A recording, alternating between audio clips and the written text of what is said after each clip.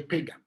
Now, these pandemics generate us now elicit fear. That is, what are people going to do? Again, the Christian community decided again to draw from its rich reservoir of why they existed as a community.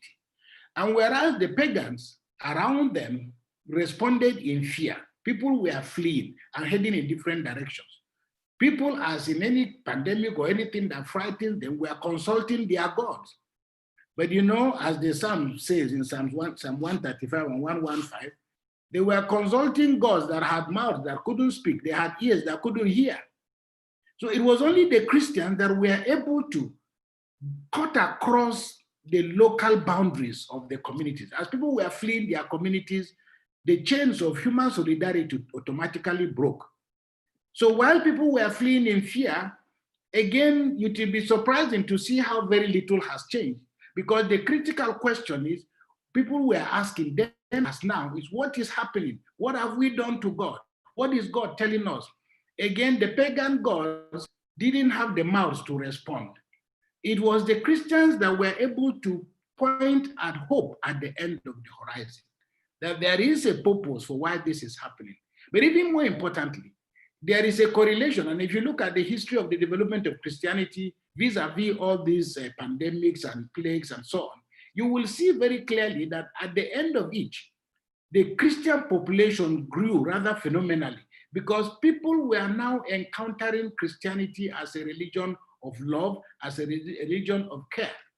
And I think that we Christians have forgotten a lot of that, that whereas Islam entered Nigeria and perhaps other parts with the sword and so on, Christianity is the only religion that has never entered threatening anybody. We have only entered everywhere with love and affection and service. So to push to where we are now, again, when I remember, you know, when a lady I didn't know sent me a text in January about the coronavirus and what are we to do, I actually dismissed it because I didn't know what. I just replied her out of courtesy. Because I said, but what is coronavirus? I've never heard the word. He said, this coronavirus in China, what is the church going to do about it? Unfortunately, I've been looking for her number on my phone. I'm not able to find it. But I remember I was rather upset. And I reacted in the usual way that any man will react, which is to say, you know, women and their busybody. What, something happening in China, how does it concern us here? And why are you asking what is the church going to do? But as you can see from our Blessed Mother in John chapter 2, women and their busybody have always been the saviors of the moment. So prophetically, coronavirus suddenly arrived from China with great speed. And like my brother will say, the unfortunate thing between him and his wife is that his wife is always right, even though he's very unhappy.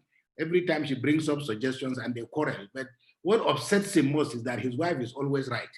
So I've been trying to find this woman to apologize to her, because as I said, what's her business with coronavirus? I've never had the word. If it's something that has happened in China, and people say, oh, don't worry, the Chinese are eating bats, they're eating frogs, so don't worry yourself, it's not going to come to us in Africa. Well, guess what? We all know the reason. Now, to fast forward and answer your question, it is what has the church done and how have we responded to this? Well, every diocese has responded differently. There's absolutely no doubt about that. There hasn't been a single reaction. But I think I'm very proud to say that the Catholic Church has perhaps done what it does best. You know, that is drawn from our own experience, drawn from our own resources, and perhaps the most spectacular decision we took was when the president of the Bishops' Conference wrote a letter, and because of the lockdown, he himself couldn't travel, but you probably saw Archbishop Kagama, the Archbishop of Abuja, reading out the letter and presenting before the federal government of Nigeria and the people of Nigeria, our 435 hospitals, clinics, and health facilities across the country. And our prayer was that, please, we are giving you this, we hope you will not need it, but should the need arise. So I make the point because we have responded in drawing from our own rich history. I mean, if you look at the church fathers, Augustine, Thomas Aquinas, Cyprian, Athanasius, they did a lot of teaching that we can and must draw from. So dioceses responded differently. And of course, because the presidential task force more or less cascaded this in a way that states were now free to do, take on their own initiatives. We in Sokoto responded appropriately, and of course, I set up a committee. Luckily for us, one of our parishioners, who is a professor of medicine and is a member of the state task force, we made him the chairman of our own diocesan task force. And it was wonderful for us because he was able to take us through, draw up the protocol list that met the threshold that the federal government had already laid down. And what we also were doing, and luckily even still, is the fact that this same professor is actually also the chairman or the president of St. Vincent de Paul in the Diocese of Sokoto. So it fitted very well, and we automatically pulled out St. Vincent de Paul as the already existing infrastructure that the church has to deal with this problem. So in collaboration with other groups within the parishes, we first of all almost immediately composed a prayer against the coronavirus for us in Sokoto Diocese, which we asked all our parishioners, to say literally every day as individuals and so on, because in the final analysis, we can do what we think we can do, but we believe that in this matter, prayer is literally everything. Of course, we have heard, but didn't really react to all the conspiracy theories that I'm sure all of you are all very familiar with. The fact that, well, this is from China, it's from America, it's a battle between the Chinese, it's Bill Gates, it's a conspiracy to wipe out Africa, it's a conspiracy to do this, that, and the other. Now, we have, as a church, as I said, had to listen to our local situations. But I think that by and large, I think that the dioceses have done exceptionally well. Our people have gotten used to life, from Zoom to masses on television and so on and so forth. Many of our parishioners have become much more confident in the sense of them conducting, their own family celebrations. Like I said the other day, a friend of mine, when I called him and he didn't pick my phone on Sunday, he called me back. He said, Father, Bishop, I'm sorry. I couldn't answer your call because I was celebrating Mass. I said, what do you mean you are celebrating Mass? I said, I was celebrating Mass for my family. Okay, so we kind of joked about it. But there is a sense in which, even the willingness of our people to appropriate some of the spiritual resources that we think we monopolize should be seen as one of the wonderful benefits of how we have responded to this situation. My friend in Lagos says to me, we organize our celebration. My daughter is living in New York. She takes the first reading. My other daughter, who is living in Paris, takes the responsorial psalm. My other son in Lagos does the prayers of the food. Now, these are things that we never, ever imagined were going to happen. So by and large, and by way of trying to end, we've responded more or less like everybody else. I think that we are mightily grateful to God that the fear, the anxiety, the trepidation, the uncertainty, we weren't sure whether people were, once this thing arrived in Nigeria, people were going to be falling down on the street, in the market, and so on and so forth. Happily, things have happened slightly differently. But for us, we have responded with the palliatives. Parishioners were very, very happy. We set up different structures to make sure, at least I can speak for my diocese, and I think I can also speak for other dioceses, structures to make sure that our priests were safe, but also people could feed, and that nobody was very seriously disadvantaged, because I imagine that, and I say this with fear of angering some of the priests, but if you told priests that there's no more masses, the first thing the priest, every average priest would think about, what about the offertory? But here in Sokoto, we try to resolve some of those issues by saying, okay, every other structure that we're working on has to stop because people have to be alive first. And we're able to manage with the lean resources that we had. And yesterday I was very strong, on Saturday, my parishioners called me and said they were coming to see me. And they came. I was wondering what they were coming for. But they came with some gifts for me. And I said, what is this for? They said, no, we want to thank you for the palliatives that we received. Our people here in Sokoto, everybody was very, very happy. And I said jokingly, I said, well, if that is the case, we should give out more palliatives if everybody is going to come back with gifts for us. But here we've taken care. We have something for beggars in Sokoto and people who are not during the Salah. We're able to respond to people across our own faith. So by and large, I think that's all I can say. I'm more than happy to take questions. But just to say by way of conclusion that this has happened. It hasn't turned out to be the greatest tragedy to afflict us. But I think that for me as a Catholic, a priest, a bishop in Nigeria, I'm mightily very proud with the way that we have managed within the limited resources and information available to us to respond and offer the leadership, thanks to the Holy Father, who has really offered the world a moral compass. And I think we've also tried to respond to that appropriately.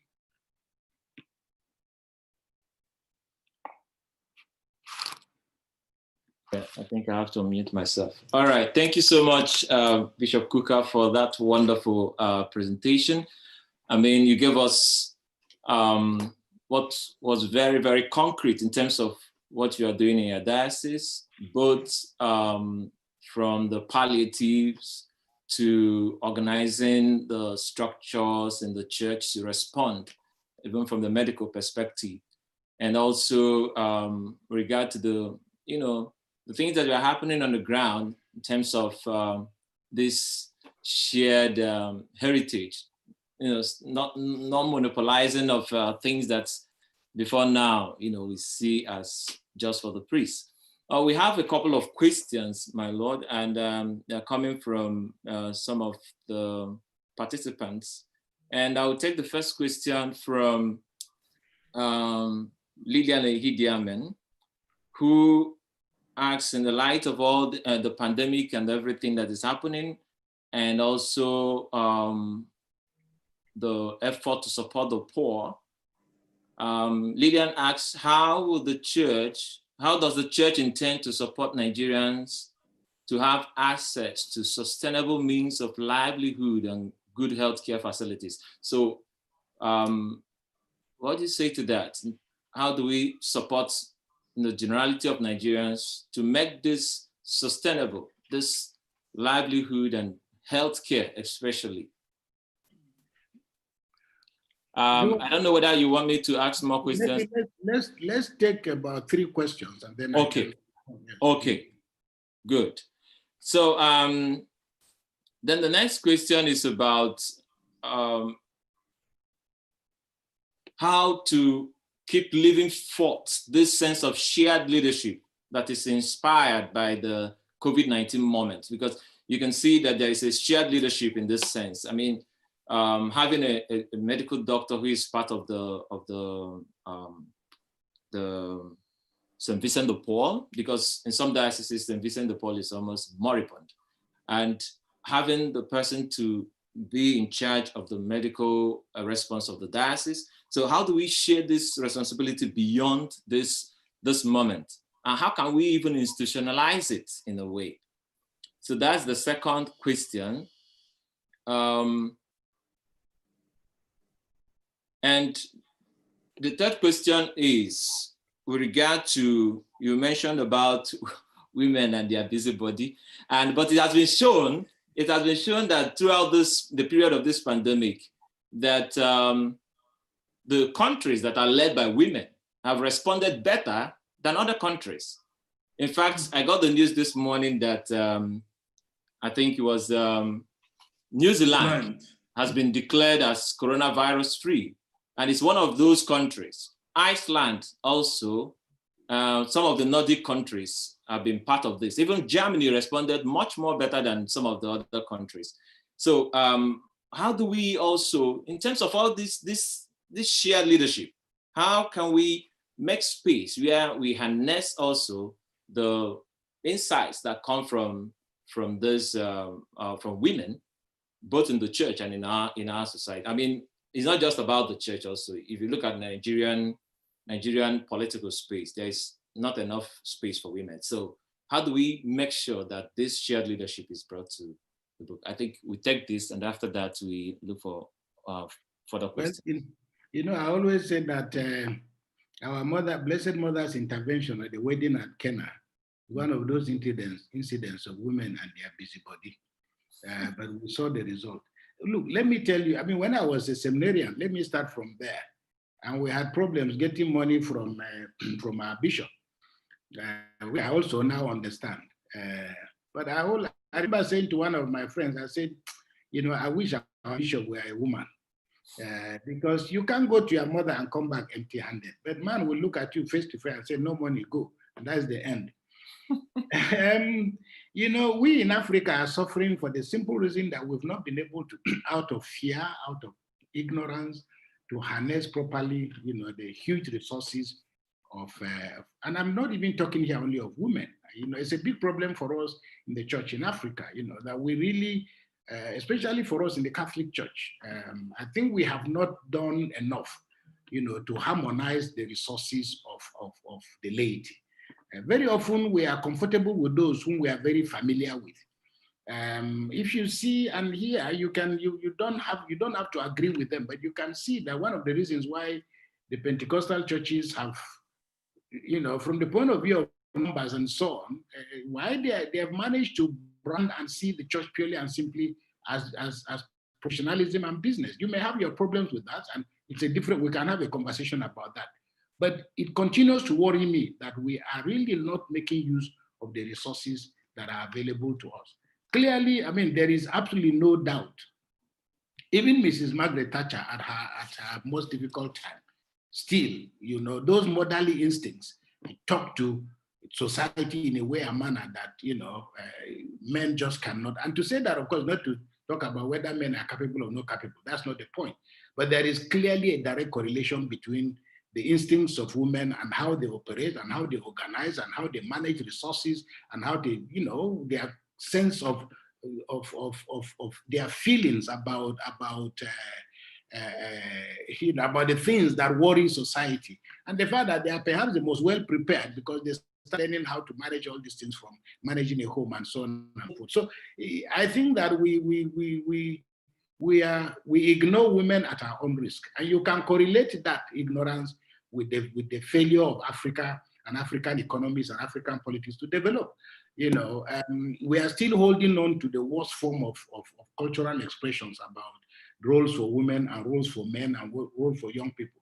You know, it's only in Africa, somebody will tell you, especially more so in Nigeria, you know, when our people want to misbehave, they will tell you, they will appeal to their African ancestry. A man wants to marry a second wife, the first thing he tells you that, you know, this is man, not be wood.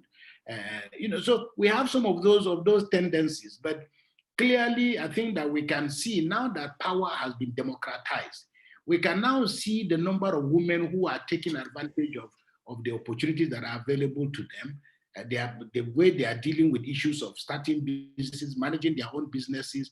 And of course, there is something to be said about politics and political power. But in the final analysis, all the vision and the images we had about power and office are all collapsing before us. So, of course, the people who are managing Zoom now, you can see we don't know who they are. But as at last week, we're talking about the fact that they've already gathered about $50 billion. You don't need a presidential seat to do that. You know, so for me, I also think that women must also become a bit more conscious about play to their strengths. This obsession with wanting to be governor or president or defining political office as the quintessential expression of our access to power is never going to work that way, because there are other indicators about how power is managed. And I think if you look in that direction, you realize it's not just about material resources. In the final analysis, you can have power, but if power has no influence, it's as good as useless. So for me, it's the only way I can respond to that question. On the issue of leadership and shared leadership, you know, people who fear to share leadership, it's also a measure of their inferiority complex or lack of confidence. You know, if you are confident, you will be looking for people who very often are better than you. Because if you work with those who, but when you don't have the confidence, then those who do well begin to threaten you. You are a parish priest, for example, and they tell you, oh, you are a parish assistant who was ordained only last year, celebrated the 8 o'clock mass, and parishioners come and say, Father preached very well. Oh. As an if you have a complex, your immediate reaction is, so what are you telling me? You are telling me now that I don't preach well. assistant priest will move to 6 o'clock mass, because nobody. So this is, but if you want to grow, you must understand that God has given everybody resources, and you only grow by managing and allowing others that have the capacity to bring in, what they have. So leadership share, we hope that people will, for example, my friend who said he was celebrating mass for his family, I hope that after COVID, that now his children can go and when they enter the church, they are not just sitting down and listening. They can now participate fully. Because one of the biggest challenges for us in the Catholic Church is that if you say, I believe in one God, people are just staring at you. If you say, glory be to God in the highest, people are just staring at you because they've never been challenged to. So we often take advantage of the knowledge of a few people in the church while others are just staring at. So even if it is that during this period of time, you have gotten a moral handle on your own authority as a leader of the family, that is a gift that I think prayerfully we can take forward along with us. And Lydia asked a very fantastic question. The truth of the matter is that I just finished talking to one of the ministers, before at about 10 o'clock, before this, conference started. And we're talking about, why and how is it that the federal government doesn't take the church sufficiently seriously. Now, you distribute resources, and the government, every day they know that these resources are being squandered. Yet, as Peter Obi demonstrated eloquently in Anambra State, that suddenly when you bring the church in as a partner, you suddenly realize not only is there equity, but you're actually getting not only value for money, but more than value for money. But for me, the challenge now is only today, on Saturday, I had a Zoom meeting with the youth in my diocese. We were going through all these problems because they're asking me, okay, how do we get mentors? And I said, look, the problem with you looking for mentors is that you're looking for people who are going to help you to make money, because you just think that growing is about making money. It's about service. So the problem, there are a lot of opportunities that are available now, so many opportunities that are available. So for me, for young people, even at the level of the federal government and the state government and federal institutions, we now have a bank of industry. We now have the Small Scale Development Agency, which is helping young people to access loans here and there. Yes, there is a case we made for the difficulties of the bureaucratization of development, but notwithstanding that, young people must become more, inquisitive about where to find information and about how to get information. Because by just holding your phone, I remember a young Nigerian said, one young lady, she was interviewed, she said, it is not possible to have a telephone and be poor. That was the way she put it. But if you decide to use your phone for downloading rubbish, you will pay the price. But if you concentrate now, teachers will gradually become irrelevant. Because by the time all this thing is over now, you are going to discover that people have learned new skills and new ways of learning. My only problem with the learning on this environment is that majority of our children and the majority of Nigerian children who have no access to electricity, no access to data, no access to television, that when schools resume, you would have only deepened inequality because those who already have these facilities are going to be doing far, far better. But that's not the point. The point I'm making is that don't be looking necessarily for what the church can do. The church will facilitate this conversation, but try and learn because there is so much to learn from. Because the days of Godfather and my father's influence, my uncle's influence, all those days are going. And sooner than later, our prayer is that young people will be able to do what young people are doing in other parts of the world.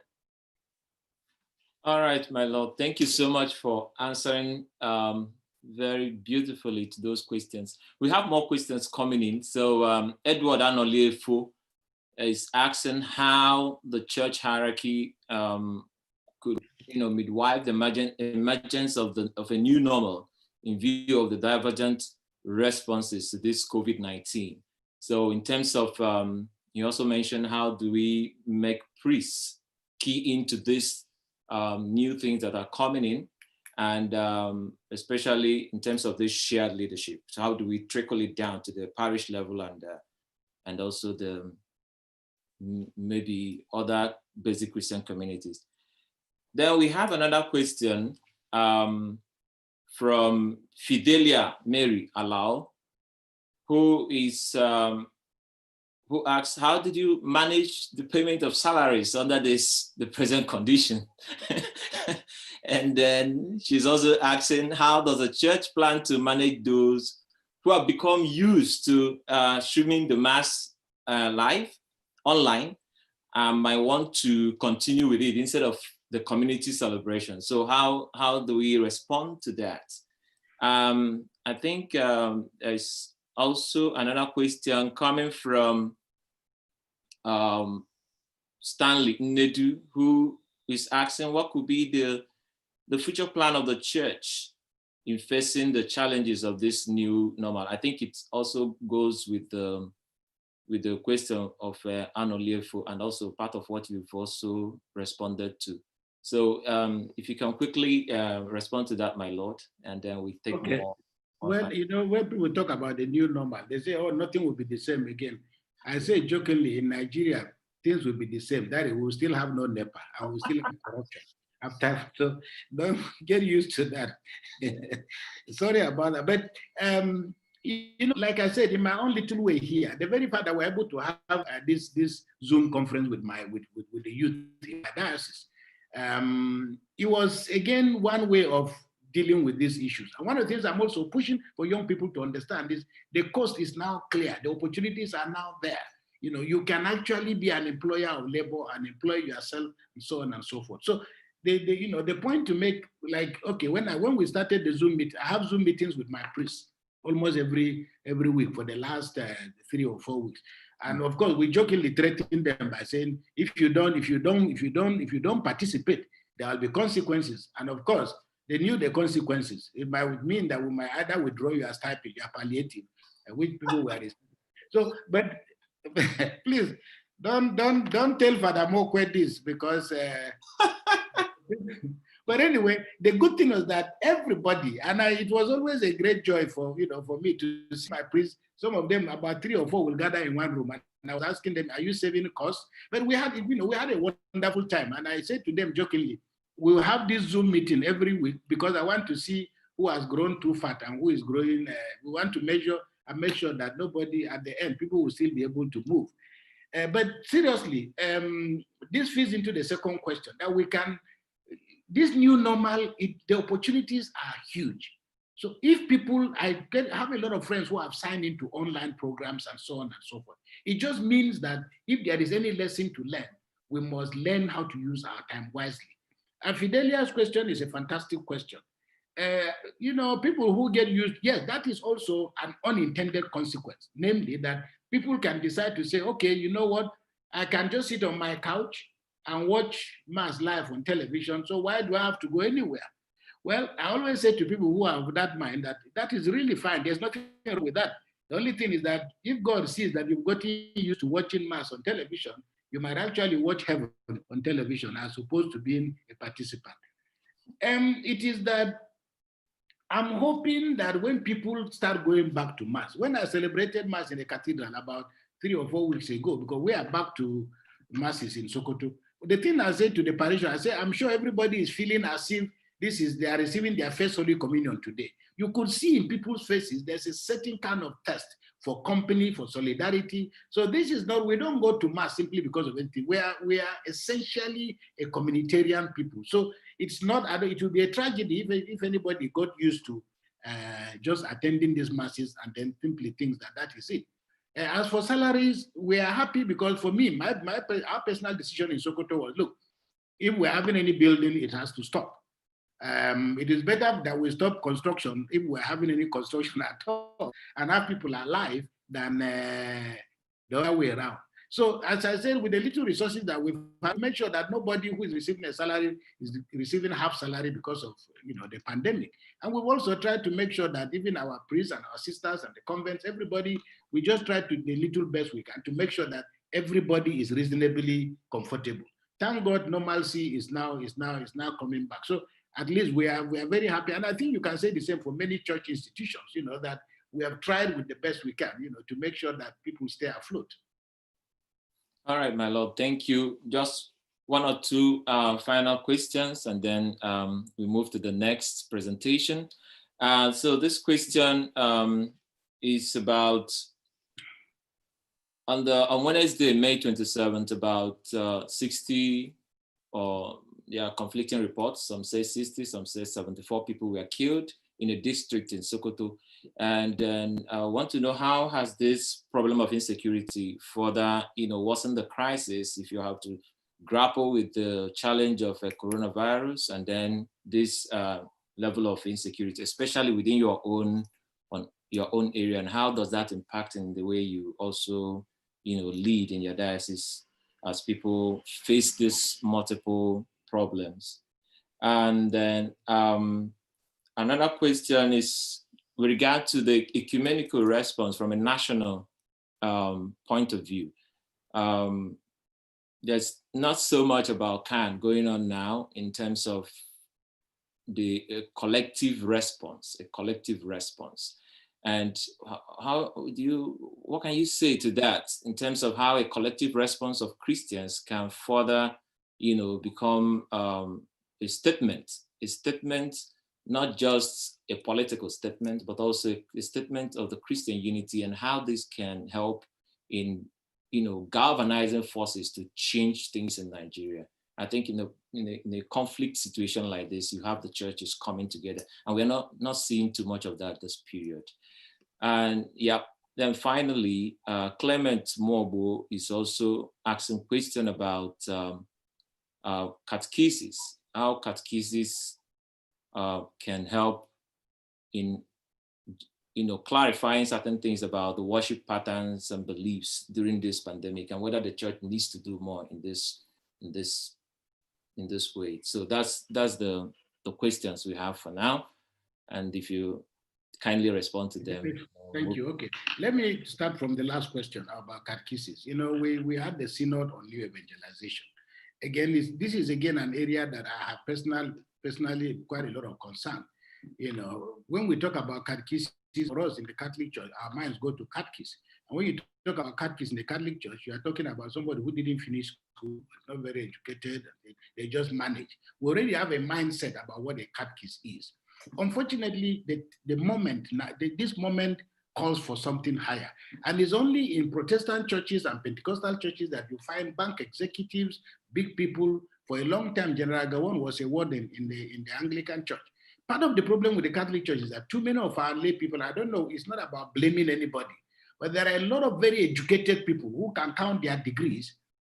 And many people are psychologists, like sister, but it's very difficult for you to find the average man coming to say, look, I want to make contribution in counseling young people, whether they are married couples and so. So, the whole question of catechesis is something that requires a lot of overhauling and a lot of rebranding. But my hope is that what we have learned now, going forward, that we will, become a bit more focused and a bit much more aggressive, seeing catechesis as a collective duty and responsibility, parents becoming the first catechist of their children, and so on and so forth. As opposed to many of our Catholic parents just feeling their duty is to send children to blog rosary, send children to the catechist, while they themselves do nothing. My hope is that this period, one of the greatest opportunities is giving parents a chance to teach, to be the catechists of their children.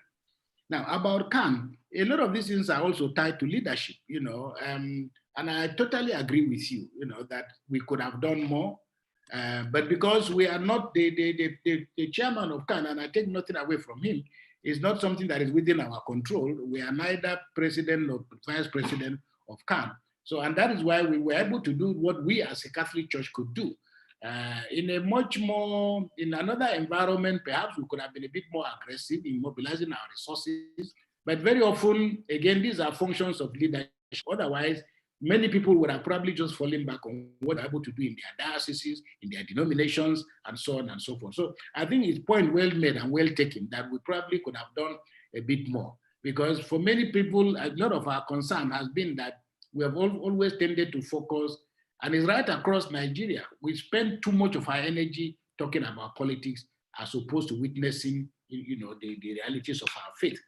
Finally, what happened in Sokoto? Well, whenever these things have happened, even we as a diocese, we've always tried to respond, by mobilizing our own little resources. We go there, we condolence visit, we give them the little we can, but in terms of money, foodstuffs, and so on and so forth. But in this particular case, where this has taken place, about 2 hours journey away from here, and of course with the lockdown and so, we've not been able to. So I cannot give physical account of what happened. But I've spoken to the governor. This thing is inexplicable. I received a video clip yesterday of a Muslim imam who is one of the leaders of the Izala. The Izala is one of the movements in the Islamic movements in northern Nigeria. And it's very interesting. The guy is saying, what again do we want? Our president is a Muslim. The Inspector General of Police is a Muslim. The Minister of Defense is a Muslim. The the Chief of Army Staff is a Muslim. The Chief of Air Staff is a Muslim. The Director of Controller of Immigration is a Muslim. Controller of Customs is a Muslim. He listed the whole lot. And he then poses the question, so how come that the North has become the theater of war? I cannot explain. We are in a situation that the tragedy of it all is that nobody seems to be able to tell you what is happening. Just yesterday, we are hearing that the governor of Kano is now calling for the president or the government of Nigeria to send foreign Fulanis back to their countries. The question nobody is asking is who brought them into the country in the first place? But again, if you are a Nigerian and if you are a Christian, you will say almost like, which one be my own? The person in charge of letting people into the country, the minister is a Muslim. The Minister of Internal Affairs is a Muslim. So where are we to turn? If, like my people say, if there is boil in the mouth of the choir master, who will lead the choir? So it's not a question anybody can answer. And it's a bit of a tragedy, but that's where we find ourselves, that nobody can really say. Because when I spoke to the governor, he said these people, they live in the forest. All that happened was that they said 2 of their members were found, were arrested by what was the vigilante in one village. And they found them with a gun. And they raised alarm, and the villagers came. I think unfortunately they killed the 2 of them. And it was in response to that, because that's what you hear. They will tell you they are retaliatory attacks. And they just came, they will come with about 100 and something motorcycles, 2 or 3 people on a motorcycle with guns. And the kind of motorcycles they ride are not the motorcycles you can find in Nigeria, because they are like mini armor tanks. They can ride on hills, they can ride on the most unfriendly terrain. So this is where we are. It's very difficult for me. Nobody can give you an answer, because even the government that ought to know is not saying anything about what exactly is happening and where we are. We don't know where these people are coming from. Obviously, the claim that people make is that they are not Nigerians, but if they are not Nigerians, somebody led them into Nigeria. So this is where we are. And the unfortunate thing is that, as I said, with all the monopoly of power, of the levers of power, it is the North that has become the theater of war. Sokoto has always been a very, very peaceful place. I just hope and pray that this is the last we are seeing. But this is the 3rd most devastating attack we are having in Sokoto, 3rd or 4th in the last 2 or 3 years. All right, thank you so much, my Lord. Thank you so much. We appreciate your answer to the questions and your presentation. We will still come back to you in the panel session, because a lot of people have questions. But I'll hand over to Anthony to continue. Not just questions. Let them, if they have palliatives to send to Sokoto, ask Father Mokwe to give you our account. Exactly. Make sure the money doesn't get trapped in Belgium, okay? You can't move from Belgium to Sokoto.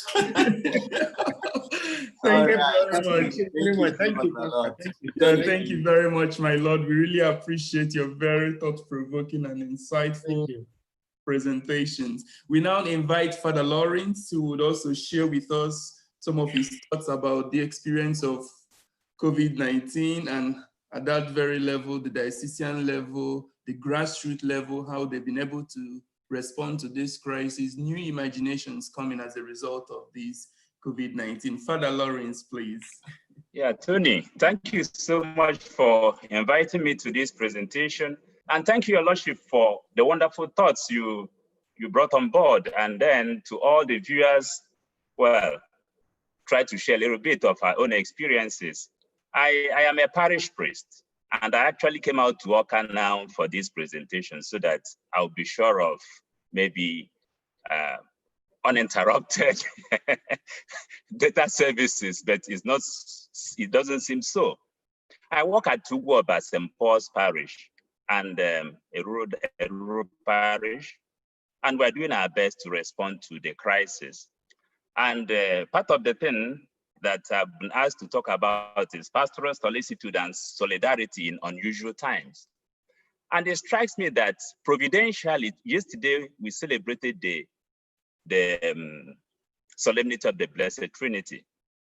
I think it's providential because it gets right to the heart of solidarity, what it means for us, and the root of it. We celebrated that our God is 3 persons in one God, equal in dignity, in majesty, in glory, in power. And in that mystery, we are celebrating a harmony, a balance between oneness and difference. One and many, unity in difference. And this exactly is the challenge that we all have as human beings, as human community. How to balance up oneness and then the difference. And we see that, especially in the family, we see that as individuals, you cannot have an individual without a family. And then you can't have a family without the individual. But sometimes managing difference is really tough because of fear, anxiety, a whole lot of stuff. And the tendency to assert ourselves over and against the other. And often we know that our definitions would always mean trying to draw a line to walling some in and some outside. But in God, we see 3 different persons, yet one, held together by love. And God made us in God's own image and likeness. And that is the fact that solidarity, our unity, is a fact, and yet is a task. And I think that what the COVID pandemic brought out clearly is the fact that we are all connected, all of us. Not just not only to nuclear families or in our extended families, in our villages, in our communities, the whole world indeed. It all started somewhere in China, and at the beginning we're dismissive of it. But now the reality is here. We're all connected. And the fact of being connected already underlines solidarity as a fact. But then there is also need for solidarity as a task that we have to engage ourselves consciously in to build up. And this COVID pandemic brings that home. No respect of persons, the rich, the poor, white, black, whatever, whoever, we're all under threat. Anybody, everybody could suffer from it. And also shows the fragility of our lives. So, in a sense, this really brings home the need for solidarity. And of course, when we talk of solidarity, that's, you can say, is to talk about love in the open space, because when we talk of love, it's more like a church, something you speak only in the church or in the intimacy of personal relationship, one-on-one. But at the social level, there is also need for that love, going beyond myself to care for others. And His Lordship really has talked so much about that. And the church in Nigeria has responded, and he very eloquently has outlined some of them, making all the hospitals available. And many dioceses, in my diocese, the bishops, they really some palliative for all people. And in my parish, some of my parishioners on their own have organized and sent in materials to be shared. I've really organized it for all the parishioners. And in the sharing, nobody is asking whether you're Catholic, Anglican, or whatever. Everybody receives something. And even those who sent in their stuff to be shared through the church, some are not even Catholics, but they feel that through the structure we have already, we'll be able to share everything equitably to the people. And we did that, and we're so happy. And I know of some parishioners who are really campaigning and conversing, calling people, and some parish priests, calling people, parishioners, to really think home. Remember those who are at home, and then try to send in something for them. And this is all working. And on a personal note, I found out that we talk about all this, wear face masks, but then a whole lot of our people do not really know why they should wear these. And that was why I tried on my own to organize sensitization sessions with my parishioners with audio visual. And I guess most parishes are doing it. The only thing I put in, and I know some have already done that, is to bring in audio visual aid. And interestingly, in one of the presentations, an old woman in the village, after explaining how easily we can contact this coronavirus, went and got polyethylene bag, waterproof, and tried to mask herself, just to show that all the while she had been hearing that she should do that, but she never really understood that. But thank God I had spare face mask that I shared with her. So it's important, actually, that we engage more and more in this sensitization program. And we also see that even the telecom companies, MTN and all that, they are sharing some free data just to keep people at home, just to let us know that this whole sense that this is a crisis period, bringing out the best in humanity, and we should all help as much as possible to alleviate the pain for others. And I was so thrilled to hear about the Pax Herbal Clinic and Research Institute in EU coming up with something about coronavirus, the remedy. I don't know, I'm not a doctor, so I cannot speak on the efficacy of that, but it's really challenging and interesting that this is coming from a monastery of the Benedictines, and they're really working hard towards that. So, in a sense,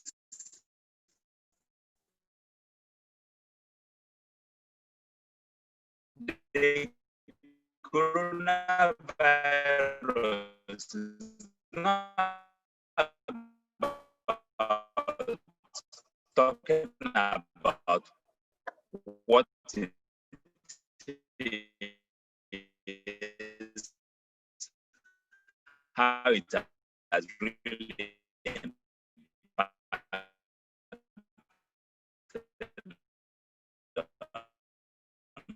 us now, but I think the challenge is post-corona, post-COVID-19. And I think it's very important emphasizing differences. So there are so many factors in our own society. Try to run back and emphasize to overcome the challenges.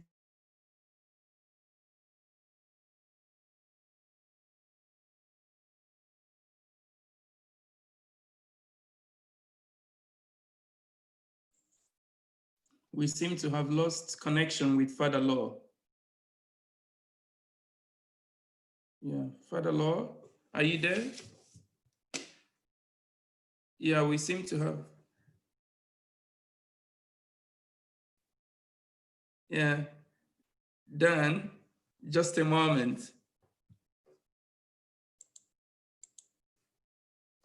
Dan, yeah, unmute Father Law. Oh my gosh.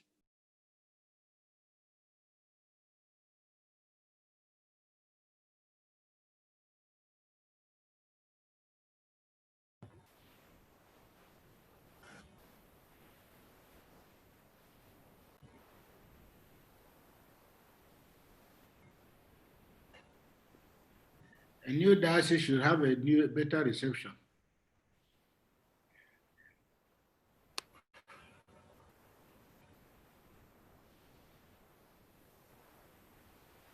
Can you hear me now? Yeah.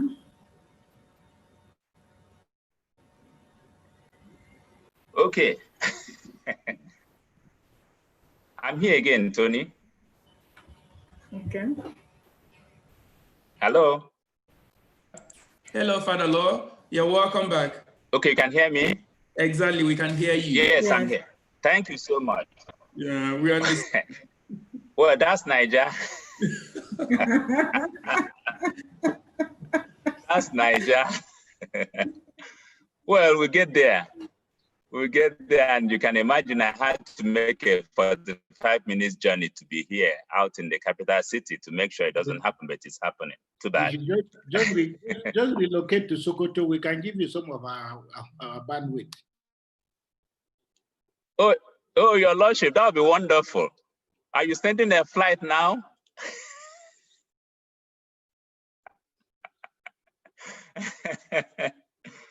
Okay. So His Lordship has already, can you hear me now? Okay. Yeah, we can. So, okay. His Lordship has already spoken extensively about the family as domestic church, how the lockdown has really enhanced that. But on the other hand, too, we know that the lockdown has brought out some cracks in some family relationships. Sometimes the busyness of everyday life has really helped some couples to paper over the challenges they have. But now, locked down and locked in with one another, some of these things started coming up. So I think it is a challenge for the church to step up on the catechesis, on the preparation for marriage. I know human relationship has always been a very difficult and tough area, but not that the church is not doing enough, but the lockdown and the coronavirus has really helped us, or rather brought out in the open the need for more compatibility, more preparation, that couples will now work on their relationship, even with or without any lockdown or locking in. Again, we also seen the challenge of the social media. With the social media, everybody has become a publisher, a broadcaster. You can put in your own views, video yourself talking, and send it out. People can also write up something, ascribe to whoever they want to. I guess, Your Lordship, you have suffered a lot from that. People are ascribing one text or the other to you and sending around. So that already is a challenge. And I think, I don't know how the church would tackle that, but maybe by talking about it already, spreading the sensitization, making people more sensitive to that was already a step in the right direction, because I guess we need agencies, persons, groups, institutions that would devote themselves to trying to verify or to recontextualize some of the things people send out every day, because some of them are really inflammatory. And if you remember what the radio station in Rwanda, his contribution to the genocide, that really makes me afraid that now a whole lot of people can send out whatever. And I can imagine some consciously with intention to cause harm will send out incendiary words. With the look of things, I think the church is already doing a lot in the health sector. His Lordship has already mentioned handing over the 435 hospitals for use. And I know that in my diocese, something is already being done to have a faith-based health insurance scheme for everybody. And the church has also many hospitals, but I think it's important to maybe partner with the government on sensitization, health sensitization scheme, especially for the rural community. In my parish community, for more than 2 weeks or 3 weeks, we never had power. So you can imagine no televisions, and some would maybe, if they have batteries, money for batteries, they'll buy batteries to listen to radios. Then whatever you're talking about, they don't really get it. And when these things are really aired, I don't think it has that touch that in the parish, one-on-one, or really in the community, there is this closeness, trying to explain, and so that they can ask their questions. The COVID-19 really opened up the huge gap and lacuna in our health care system, especially community health care system. And again, the digital divide, His Lordship has spoken about it too. That in my school, the school I have in my parish, we can't really run any online stuff because I can imagine 90% of the kids don't have they don't even have power to connect to all this. So these are challenges we have, and these are things I think post-COVID have to be addressed. But on the last note, I'll also try to talk about that the COVID brought some positive things, you know, like burial and funerals have always been a challenge. Can you still hear me, Tony? Good. So burials and funerals have been challenges, you know, the extravagance in all this. So much so that the Anambra State House of Assembly had to make some laws about that. But with COVID, nobody needed any laws anymore. And my hope would be that what the new normal brought in by COVID would stay. And not that people are doing this just because of the crisis. And then after we go back to the extravagance and flamboyance of doing all those things. So I would say that the COVID has really woken us up again to the fact that as human beings, we are all connected one with each other, however, wherever you are and whatever you think about it. But then the challenge is for us to rise up to this task of solidarity, not just as ecclesial communities, but then also as human communities. Thank you.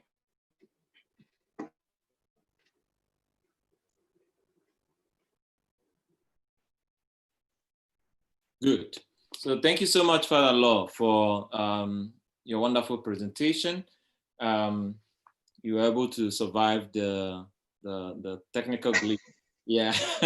So yeah, a couple of questions coming in from John Bosco Kamoga. We are fortunate that we have also people who are not Nigerians who registered for this webinar from Uganda, from East Africa, Kenya, and the rest of them. So your answer also can enlighten people from those areas. So John Bosco Kamoga is asking, how does the COVID experience challenge the church's understanding of our pastoral role going forward? And an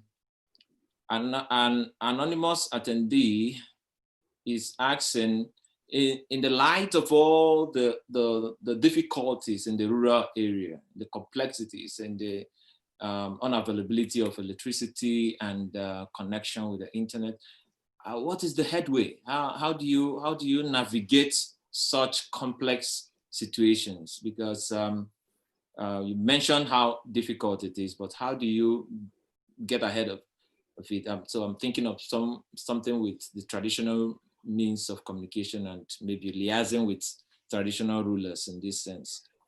Clement Morbo is asking, what effort is the church making to ensure an adequate catechesis on marriage for people who are yet to engage in any form of relationship to ensure a fruitful marriage in the future? So you have people who only come to marriage courses because they are already engaged, so they can't go back. They don't. So is there a program for people who are yet to get to that stage so that they can make the right choices even before they get to that point of no return? Because sometimes when you only come to marriage courses when you already have done your traditional wedding, and then at that point, if you discover difficulties, it's a point of no return in a sense. So we take these questions and then we come back for more after you must have answered them. Yeah, Father, please. Okay. Well, John Bosco, the pastoral forward is more of what is being done and a little bit to recontextualize.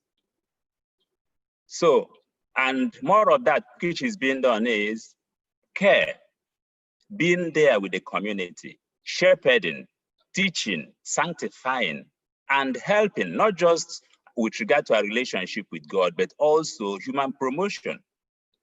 And in a sense, trying to help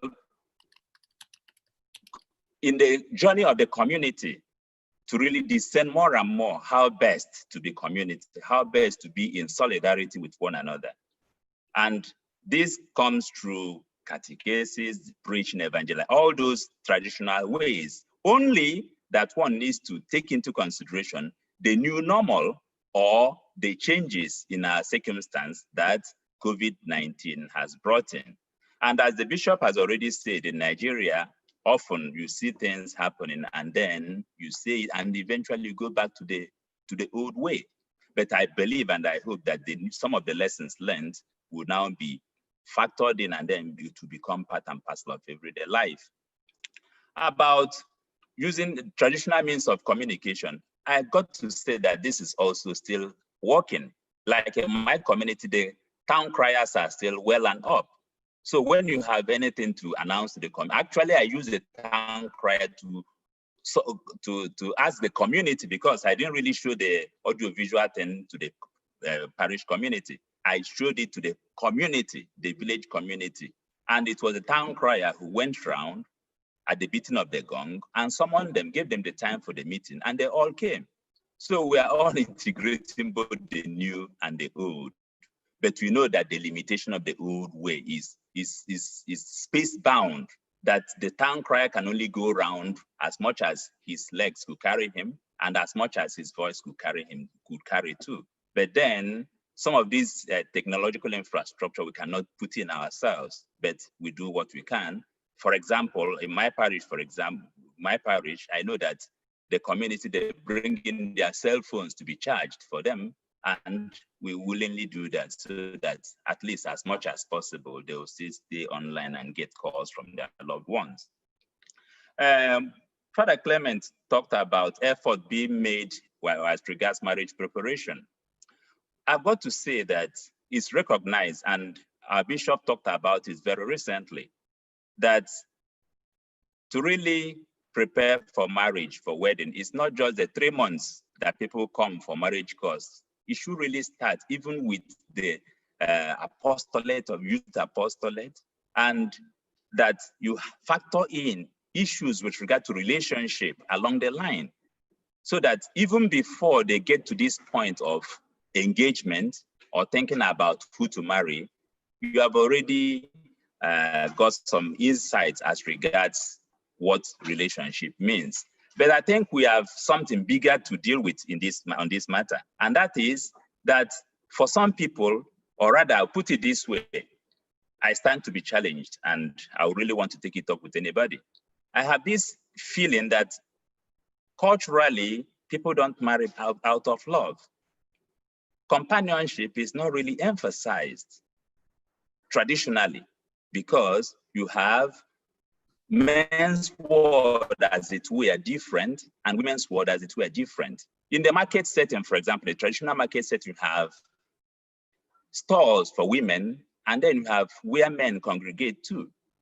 And you remember also in the polygamous system, whereby you have women, a man marrying many wives. I'm not saying that we should go back to this, but I think that we should really find a way of breaking this mindset that some people get into marriage, not really looking forward towards companionship. And then we have also another challenge, and that challenge is that a whole lot of young people don't see love as possible anymore. Some have already started reading romantic things and then opening up to the feelings of their heart. But then from experiences, from stories they hear, from songs, they have become so afraid that it's not really possible, that you are taking a huge risk to love somebody and open up to the person. And I know one girl telling me that she wouldn't ever want to marry somebody she loves, for the simple reason that she thinks that will render her so vulnerable.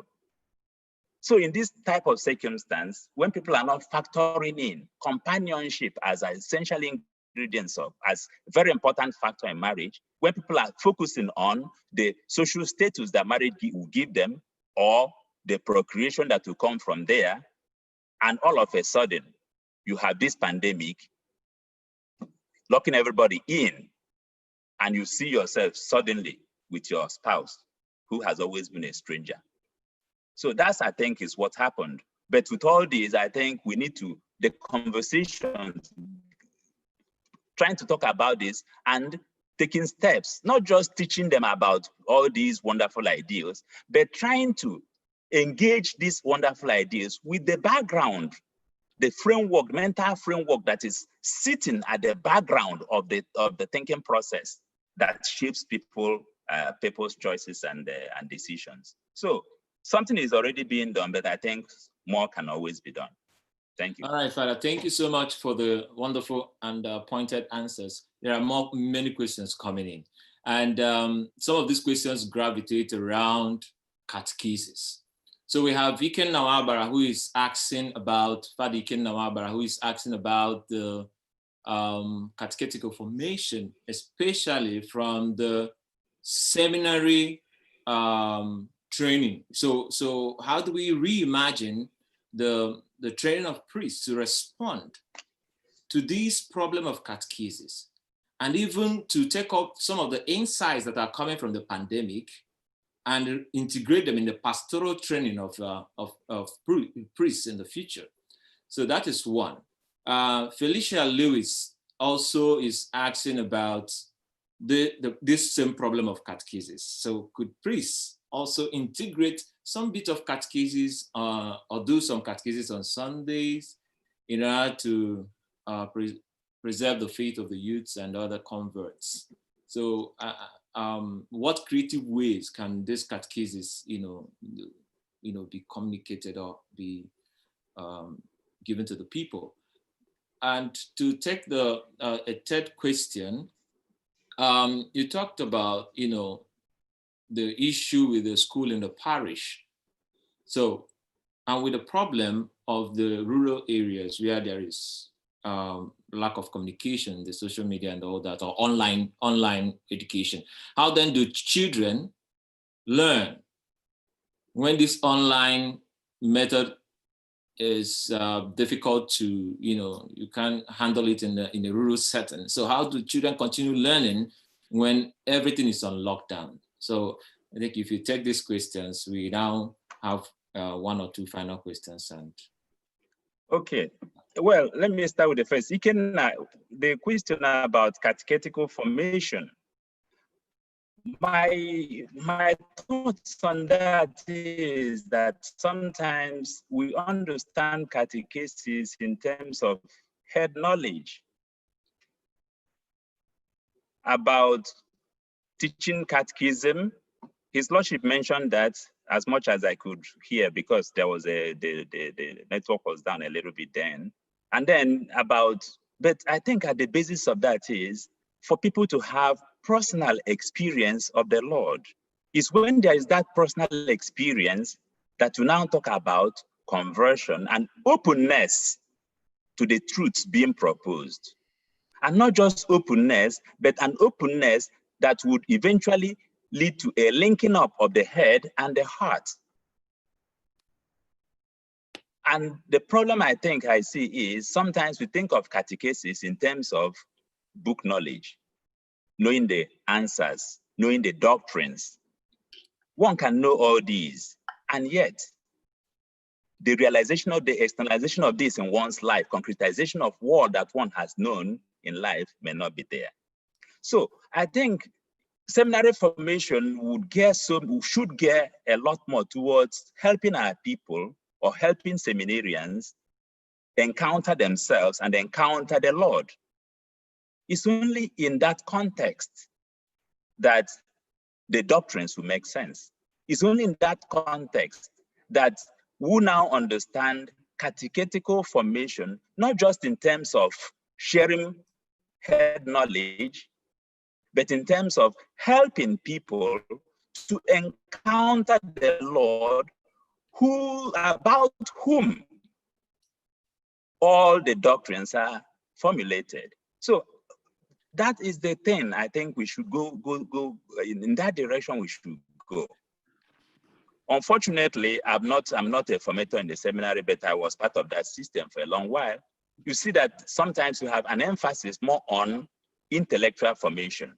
And there's always that tendency to follow the regulations. You have times for prayer and you go for prayer. You have times for that and you go for that. But in terms of internalization, having a personal encounter, I don't really know how to mediate, how the experiences could be mediated. That is the core thing. One of my friends, Father Cornelius, he wrote a book that love has to be the reason. Love of God has to be the reason for becoming a priest or a religious. And it's only when that is the reason that being the reason presupposes that encounter already with the Lord that we have fallen in love with. And if we are engaged in that love relationship, then everything about doctrine, about communicating this would flow from our own lives. It's a tall order. I don't really know the step-by-step way this should be done, but I think that is the goal. And if we get that, then the catechetical formation of priests, even for how to respond to the COVID pandemic, follows from that, because it's about shepherding with the heart of Christ. But if we don't have that encounter, that experience, that heart of Christ, then I don't know, we could be responding from anywhere else. Yeah, our sister Felicia asked us about catechesis. I don't know whether my answer already also addressed some of our concerns. So that catechetical formation, not just of the priest, but even those who love, mediating that experience of the Lord to these kids. Well, with regard to my school, the problem is we can't really use the social media. And we can't really also have them back to school because we wouldn't guarantee social distancing. Of course, we can guarantee every other thing in terms of sanitizer, face masks, water for washing hands and all that, but we wouldn't be able to keep them separated, give enough room in the classrooms for that.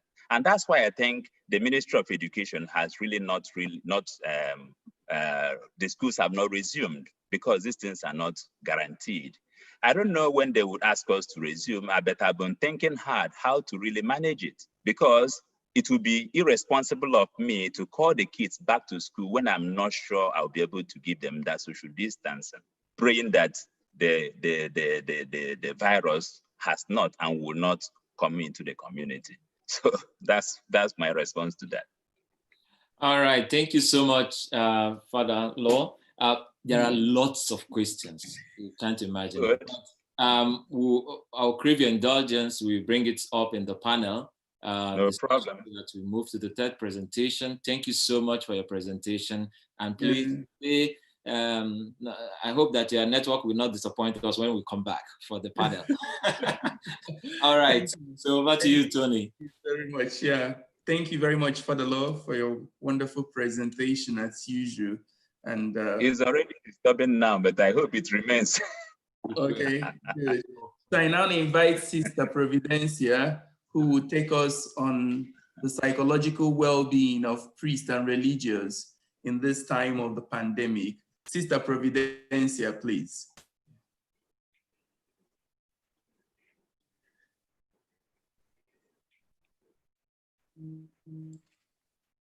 Yeah, we're not hearing you yet. Would you unmute your...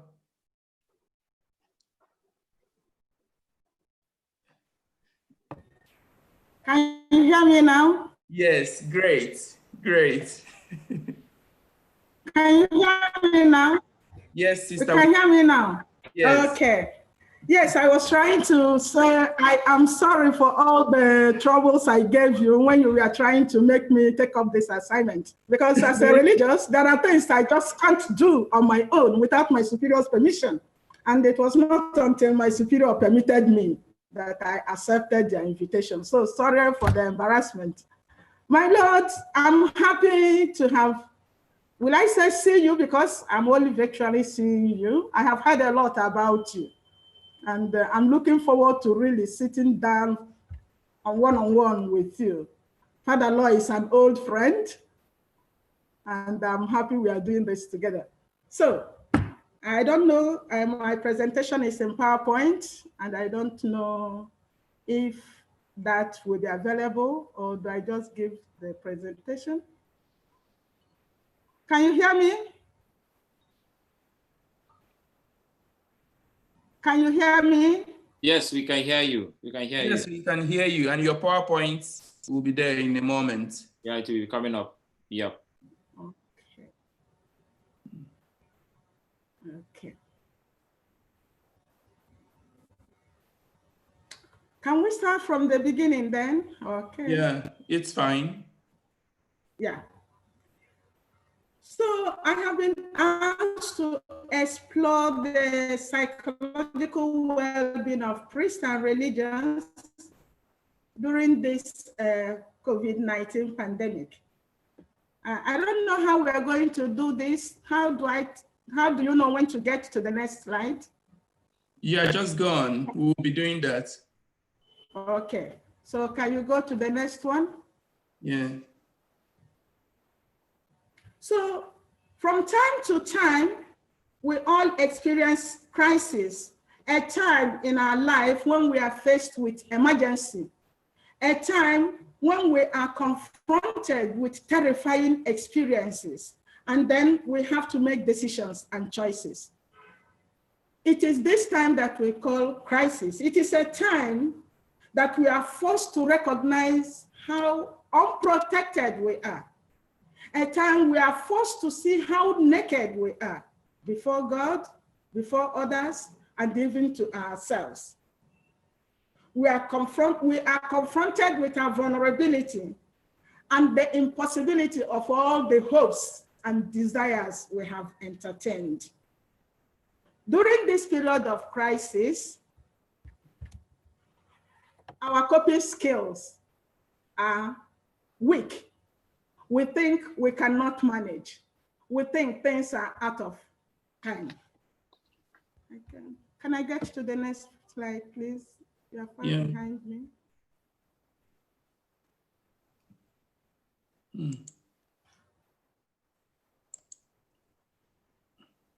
But in spite of all this vulnerability, in spite of all these pains, in spite of all these fears, when these are effectively coped with, we will eventually return to our initial stage of functioning very well.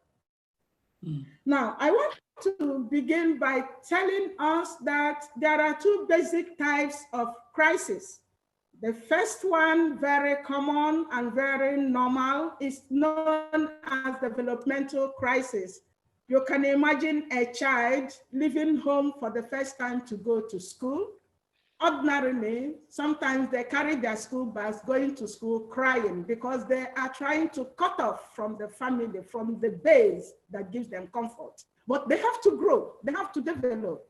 Sometimes also, you find a girl newly married. On the altar, you would expect her to be happy, but she's crying because she is leaving her family, a family she's very familiar with, to go into a family she is not sure what is there waiting for her. These are all developmental crises. When we are growing and experiencing our middle life, some of the things we thought were great when we were young, we begin to see the meaninglessness and the emptiness of those things. So in a word, developmental crises are very normal. They are predictable. And so when they happen, we know how to handle them. And we have people who have experienced them before us that we can consult to help us navigate those problems.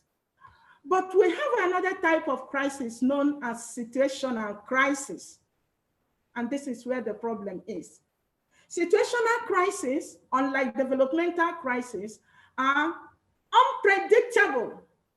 It poses a threat to a person. And when the threat is not properly handled, it can lead to a very serious disorganization for that person. The person enters and emotional confusion, alienation, That is the idea of, I have no meaning in this life. Alienation is one of the psychological symptoms that is seriously associated with situational crisis. And I think COVID-19 is best described as situational crisis. So, we as Nigerians, for example, we are from African culture. And our culture is known to be a collectivist and tactile culture. We Africans, we like to hug people. We like to shake hands. We like to touch. We like to, that communitarian stability that Father Law spoke about. We enjoy it.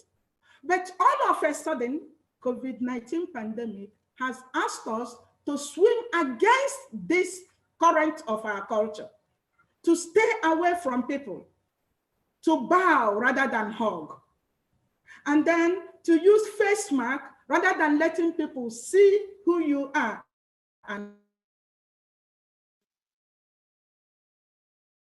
how you are. So during this period,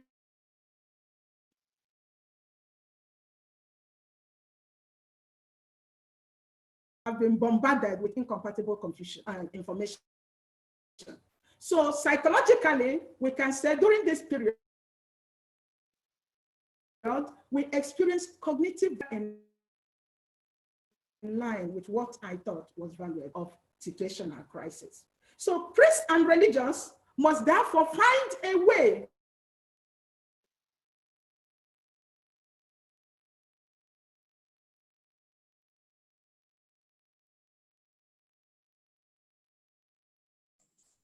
The network.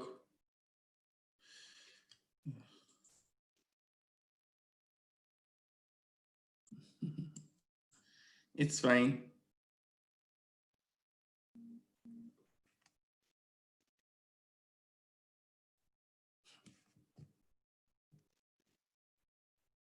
Wow.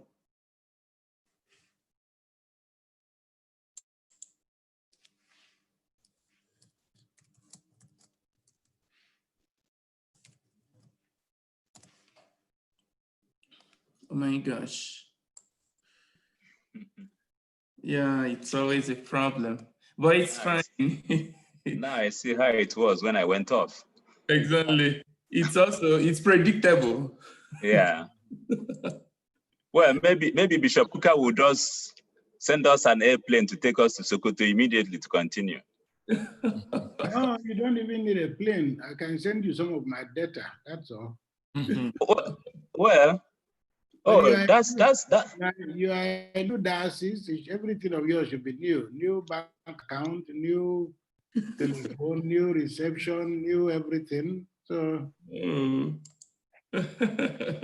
So I was wondering, the sister comes back, whether Father Law can attend to some of the questions that have popped in. Okay. That's a good idea. That's a good idea. Yes. So somebody asked a very interesting question. An anonymous attendee is asking, what is happening with the thriving healing ministries that are even run by Catholic priests, and you have them a lot in the southeastern states. So how are they doing with the COVID-19, and whether they're even respecting all these the precautions that have been set up by the government and by the diocese? So, what do you have to say to that, Father?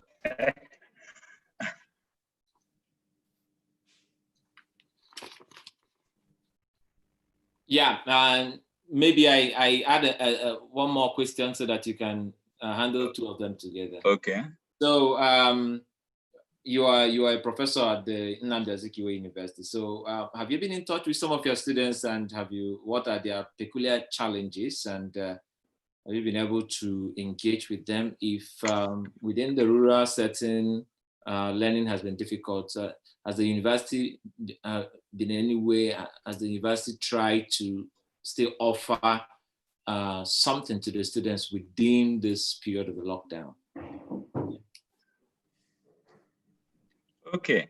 Well, Healing Ministries,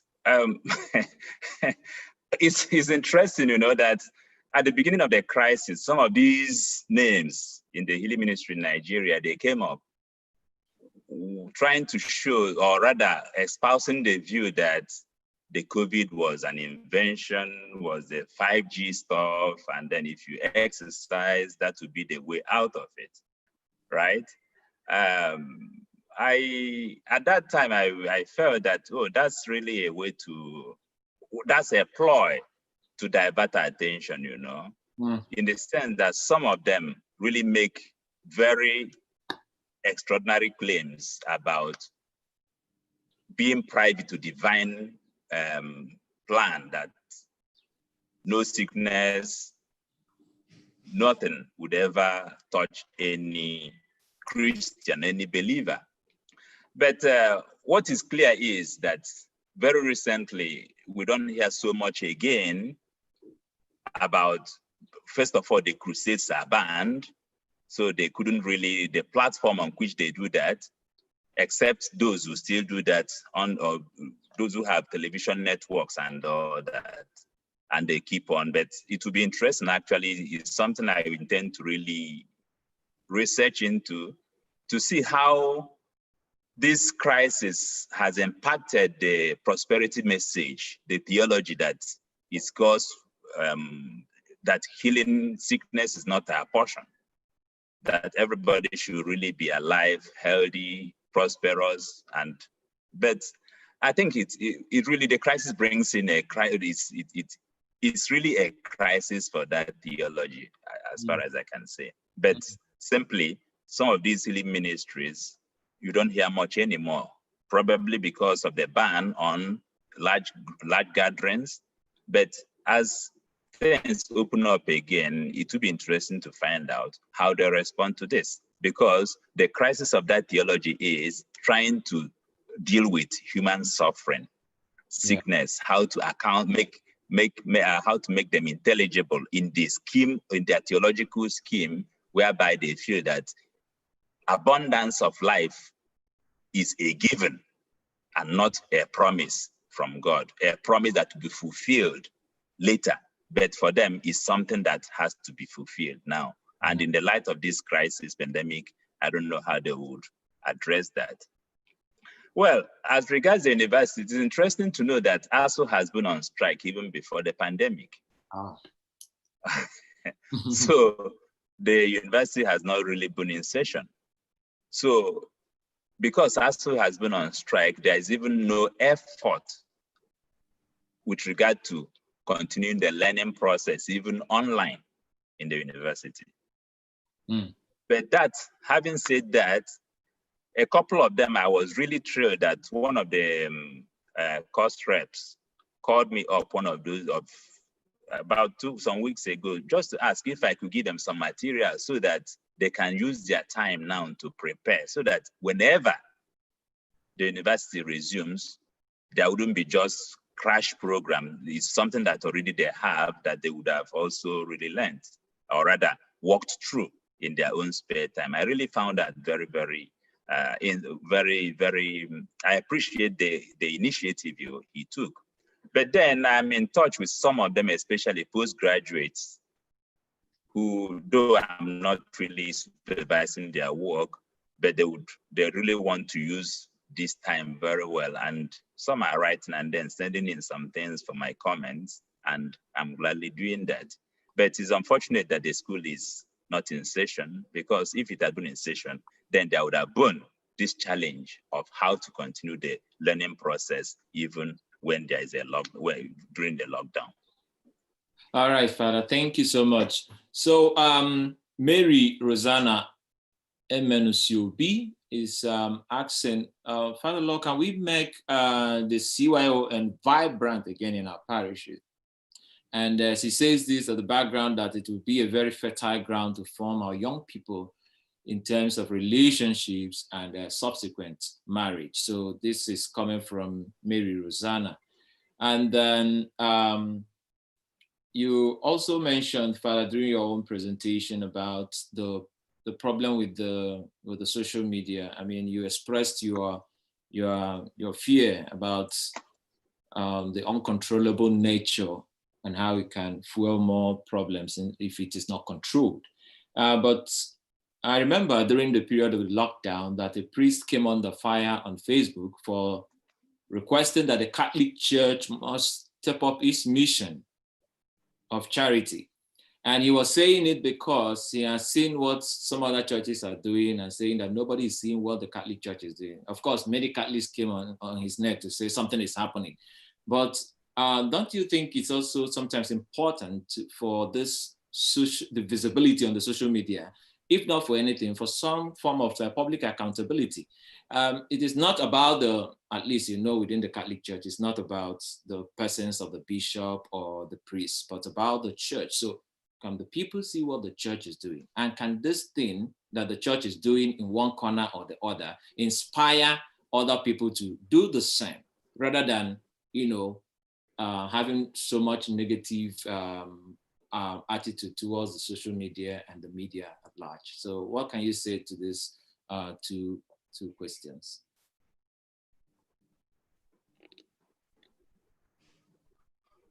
Well, let me start with the second question, Pascal. Maybe I don't think you got me all right. I'm not against social media. I'm not against presence in the social media by the church, not at all. Yeah. Actually, in social media, you learn a lot.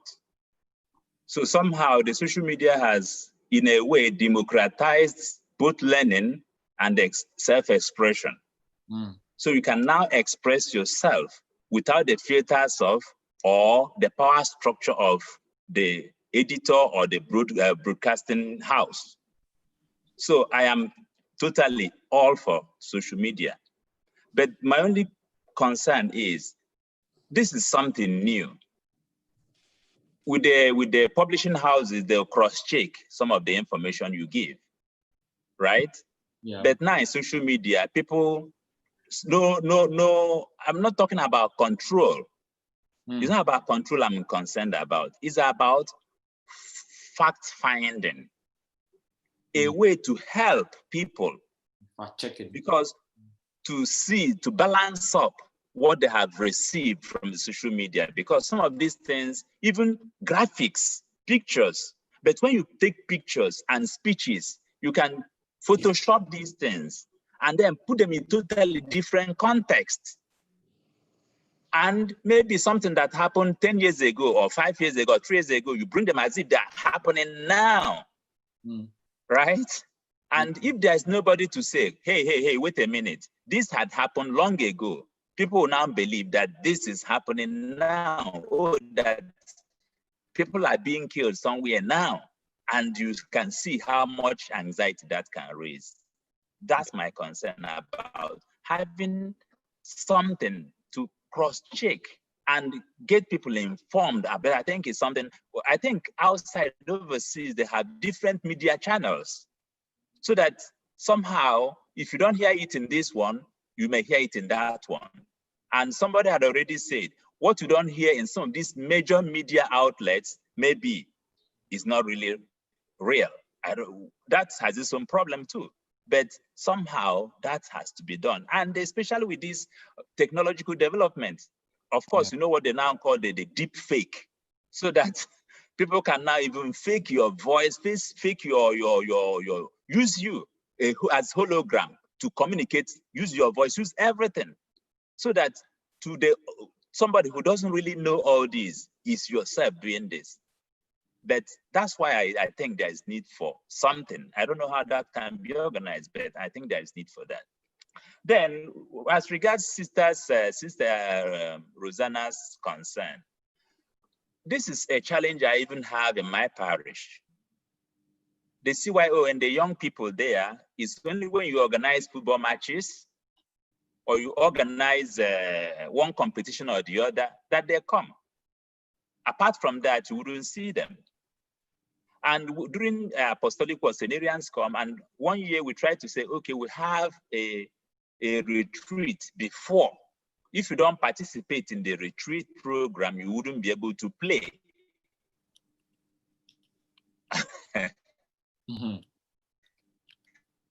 just to see a way to get them in. But then it didn't work because some of them wouldn't come for it.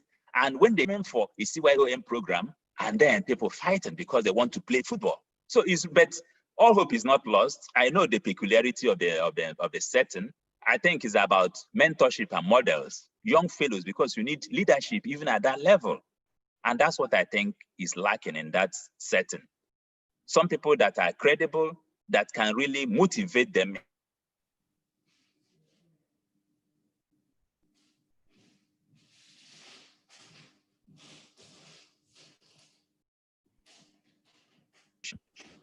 People who will exert the influence, young people are like themselves, influencing them to really open up and pay attention. But we also see another, an underlying current whereby young people now sometimes are going back to something traditional. No, as if, you understand what I mean? It's like some are saying, okay, we go back to the traditional religion. And in that sense, you see some disenchantment with the church. Not for any reason, but is a la mode, you know, is to fit into the setting, you have to somehow distance yourself from the church. So that's, well, but we keep making the effort. And if we can get the CYON, that's really a veritable platform, a very important platform for the formation of young people for life, not just for marriage, for life indeed. And I would also add for shared responsibility that definitely mentioned. Yeah, so thank you so much, Father, for your responses. Bishop Kukah, I would like also to pose some questions to you as we wait for Sister to come back online. And okay, but before the question, Pascal, the Bishop also just— the network is down. Can't hear you. Oh. The Bishop just reminded us that there is a pause for prayer with the Holy Father at 1 p.m. Okay. That's in the next 4 minutes. So we can just observe some minutes silence, and then the Bishop may want to say a few words of prayers, and then we can continue. So at least we still have 3 minutes to that. Exactly. Thank you. So Bishop, this is coming from Juliana Kemi Oshiemi, and she commended the weekly Zoom meeting that you have with your priests, and for her, this is quite positive and a veritable means of communication that saves time, energy, and resources. I mean, you don't have to always ask the priest to come to see the bishop all the time before you can see them and talk with them. So, but she's asking, how then do we help those who have a closed mindset and a very negative attitude to the internet and online presence, especially among priests and religious? How can these people be helped? That's a question that she has for you. I think you may want to say something. I think the easy thing to do is to buy a cutlass, 2 cutlasses, one for Anthony, one for Pascal, because they are in the business of opening minds. So that shouldn't be a problem. Anybody with a closed mind, just go and hack their heads and open up their, no problem at all. But seriously, I mean, it's a very good point. I think also as brothers and sisters, it's very difficult to get people the fear of what you've never done before. It's like being asked to swim. Some of the people who are used to it think it is easy. And I think it's here that we can try and help people who are technologically challenged. I'm really far away from, I'm not even as savvy as you probably think. But those who are a bit elderly always tend to feel that, well, what is there? I'm actually walking towards the sunset. Let it be for these young people. But the Holy Father has already indicated all that. So the only thing to say is not to continue to preach that it is good for you, but to actually handhold those who are who feel a bit challenged, because usually the difficulty is with the first step. That's what I would like to say. And then maybe when we come back, I wanted to react to the question by, which I had Father talking to. the young lady was talking about social relationships among Catholic students or Catholics. I would like to say something about that. Maybe when we come back. For now, can we just bow for a moment of prayer?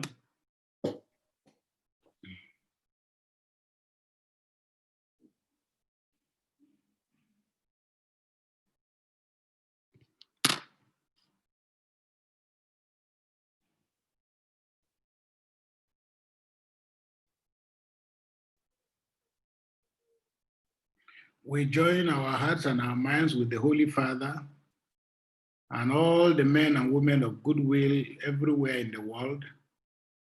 Our point of contact and prayer is the end to this horrible pandemic. We thank God that increasingly lives are beginning to change. We want to pray that God, who hears our prayers, will also answer us.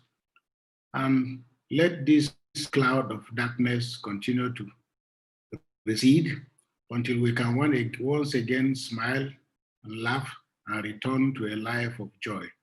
We beg you, God, to hear our prayers and to bless us through Christ our Lord. Amen. In the name of the Father, and of the Son, and of the Holy Spirit. Amen. Amen. Yes, I wanted to make the point about this, about our young people. In those days, when some of us were growing up in the 70s, you know, I know that some of our Catholic schools were providing social spaces. They were organizing picnics for Catholic girls and Catholic boys to mix. Increasingly, there's a lot of anxiety among parents. And that anxiety is going to continue to increase.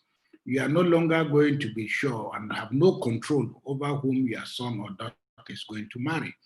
And increasingly, parents have to be prepared for that shock. We are moving from ethnic concerns to faith concerns to a lot of other concerns. And I think the Catholic Church is actually the most vulnerable in this regard. I know Muslims are marrying our daughters, Protestants are marrying our daughters, Pentecostals are marrying everybody. We are just a massive fishing pond. What I don't see happening is traffic heading the other direction. So really what I'm saying is it is our responsibility, because when I speak to many young Catholic boys and girls, especially the girls, they often tell you, oh, no Catholic has come. And I have an experience of many Catholic girls who genuinely want to marry a Catholic. Some people tell me, you know, at least let me overcome the problem of religion, because there will be other problems in married life. So what am I saying? It is that we as priests must begin to create opportunities, you know, for these young people to interact and exchange ideas, because they're finding those opportunities of self-expression in other places. There are many churches now, for example, many of the Pentecostal churches that have studios where young people can go and express themselves, express their skills. They've got all kinds of things that attract young people. We in the Catholic Church are still a little bit antiquated in that regard, because I think we are still a little bit frozen in time. So for me, these are some of the things, and this is why I also want to call on the young people, like they say, who feels it knows it. Please, let's leave our doors open. Young people, always feel free to challenge your priest, to challenge your bishop. I don't mean challenge for a fight, but I mean come with new ideas and new suggestions, because we really don't know anything. We don't know what you think we know. We hold the offices, but sometimes the power resides elsewhere. So please, always, you know, like all these things we're talking about now, it's not me, it's not your parish priest, because your parish priest doesn't understand the internet the way and manner that you do. So please, always feel free to step forward with new ideas and new suggestions. If your parish priest won't listen to you, go to another priest. Another priest won't listen to you, go to a seminary. You can keep going, don't be tired, because we must all be in this together. Because I'm really particularly concerned about this area. But I just want to challenge the young people. Don't focus only on what the priest or the bishop or priest are doing or not doing. Come with your new ideas, because many of you are extraordinarily talented, and we want to use those skills. Wow, thank you so much. Thank you so much, my Lord. There are still another question for you from Gabriel Amobi. It says, the church is called upon, and rightfully so, to be fully engaged in the social and in societal development. A moment, sorry. So in terms of building hospitals, schools, and the rest of it. And then he says that how can the church find a common ground today between being enmeshed in the societal development on the one hand, and on the other hand, being faithful to the original mandate from Christ, which is the preaching of the word. So how can the church balance the spiritual and the social missions that it has in the society? You know, that's a fantastic question. But let me tell you some of the things I tell my parishioners when I go, especially on pastoral visitation. As you know, there are parts of Sokoto diocese where most of our diocese, if you really hope for a good education for your children, you have to go to one of our schools. Otherwise, you go to the public school, your children have no hope of learning the Christian faith. And very often, they are exposed to other faiths that are not necessarily their own. And after some period of pressure, people begin to. So, but I try to make it clear to my people that I didn't come to Sokoto to build schools or to build hospitals. I came to Sokoto to try and bring the message of Christ. If building school and building hospital becomes important, it's only important to the extent that it reinforces what exactly the message of Christ is. But we must also wake up to the fact that more and more of our people have a lot of resources now, and I'm talking huge resources. I also try and tell my people, I don't want us to go and if one of our parishioners is already having a school, well, I don't want us to go and put a school beside. We cannot be in competition with our parishioners. So the point is that a lot of it requires conversation. Many lay people are not prepared to put their resources in the hands of the church. Occasionally, people are cynically thinking the church has a lot of money.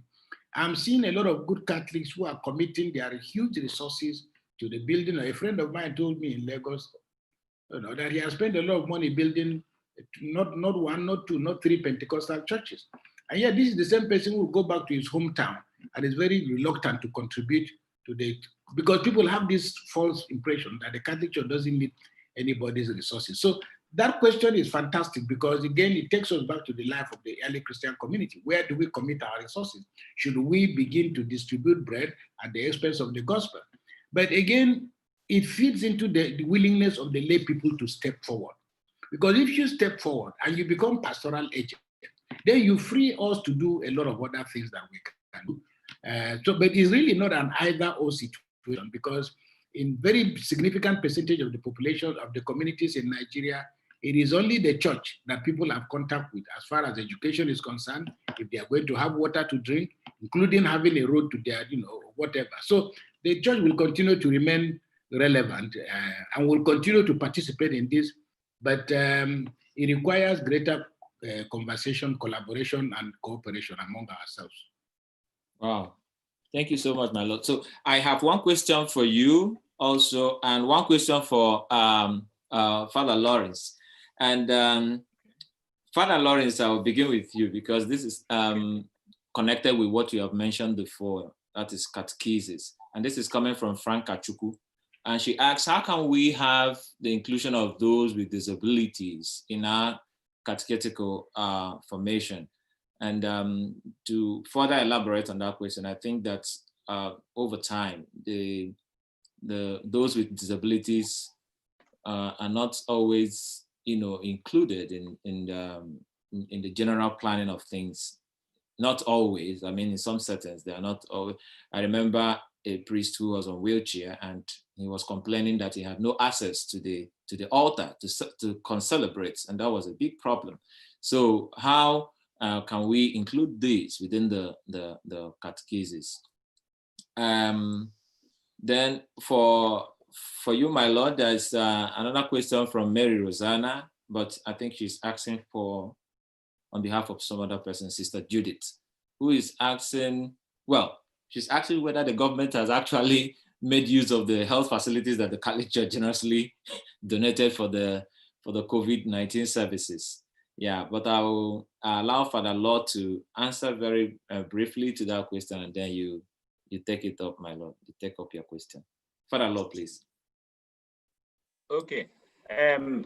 Pascal, first of all, I'll tell you a little bit of our plans in Ekulobia Diocese. I've discussed that with the bishop already.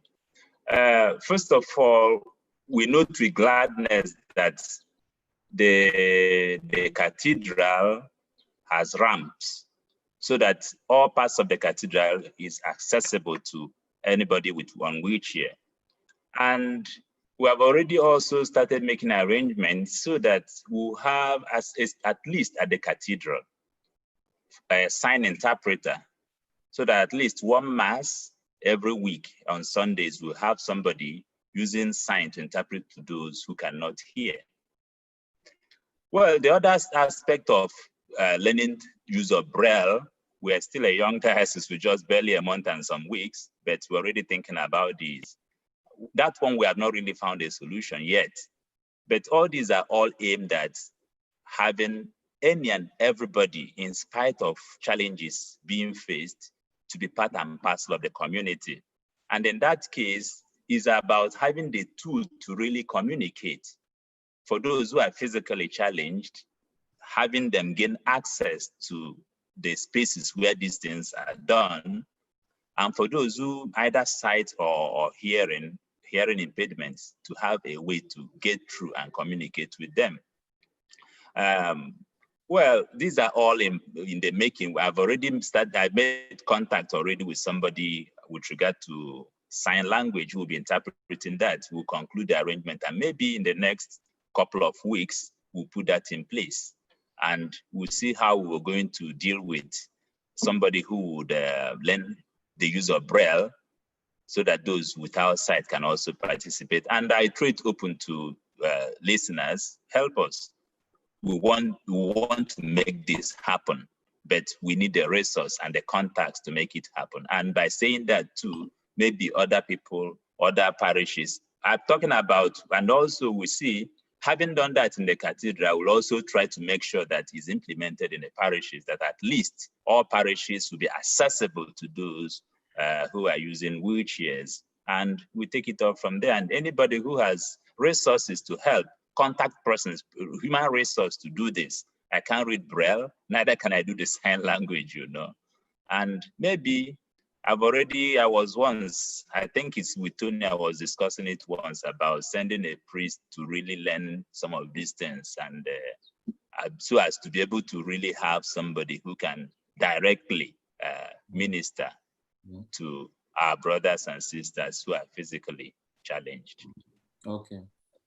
Thank you so much. So, my Lord, your question, but to add to your question too, somebody, Celia Ndoagoba also mentioned, how can we also have, very robust program for the children, not just the youth, and taking into consideration that Pentecostals and even Muslims have great programs for the youth to equip them very early in the faith, not just the the routine catechism classes that we have, but how do we really take children ministry very, very seriously? So if you can speak to both questions, I'll be glad to. Well, first of all, I think Father, you have given Father Lawrence the floor to do some fundraising for Ekulobia Diocese. Since this is a partnership, so please, whatever happens, let me know what our own share is. No problem. Let me say something. Somebody sent something to me. My friend Bishop Ona, he keeps on sending me some really funny things. But something he sent to me last night. He says that somebody is asking his friend, "What do you do for a living?" And his friend said, "Do you think living in Nigeria is a small job? I live in Nigeria for a living." And it's not a small thing. Yeah. So, but just to say that we are all variously disabled in this country. You can have a first-class degree in petroleum engineering. It doesn't mean that you'll get a job in NNPC if you don't know the right people.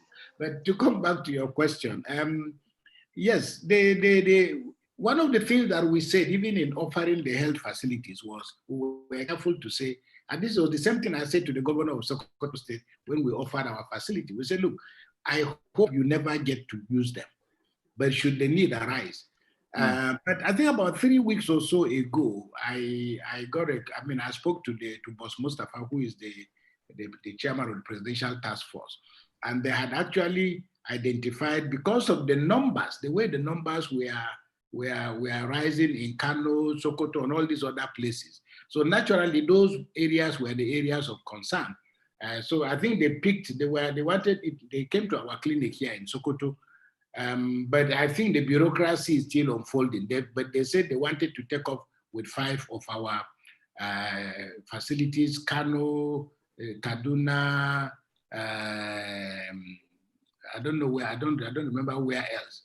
But again, Bishop Warner sent something to me which is very interesting. He said some people are wondering, why is it that even coronavirus, Igbo land is marginalized? Because Igbo has only 1 or 2 cases.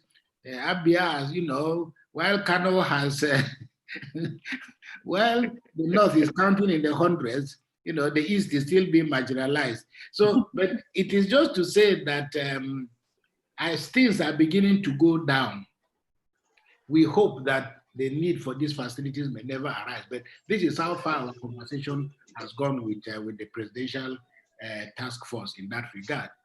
The other question was about the children ministry.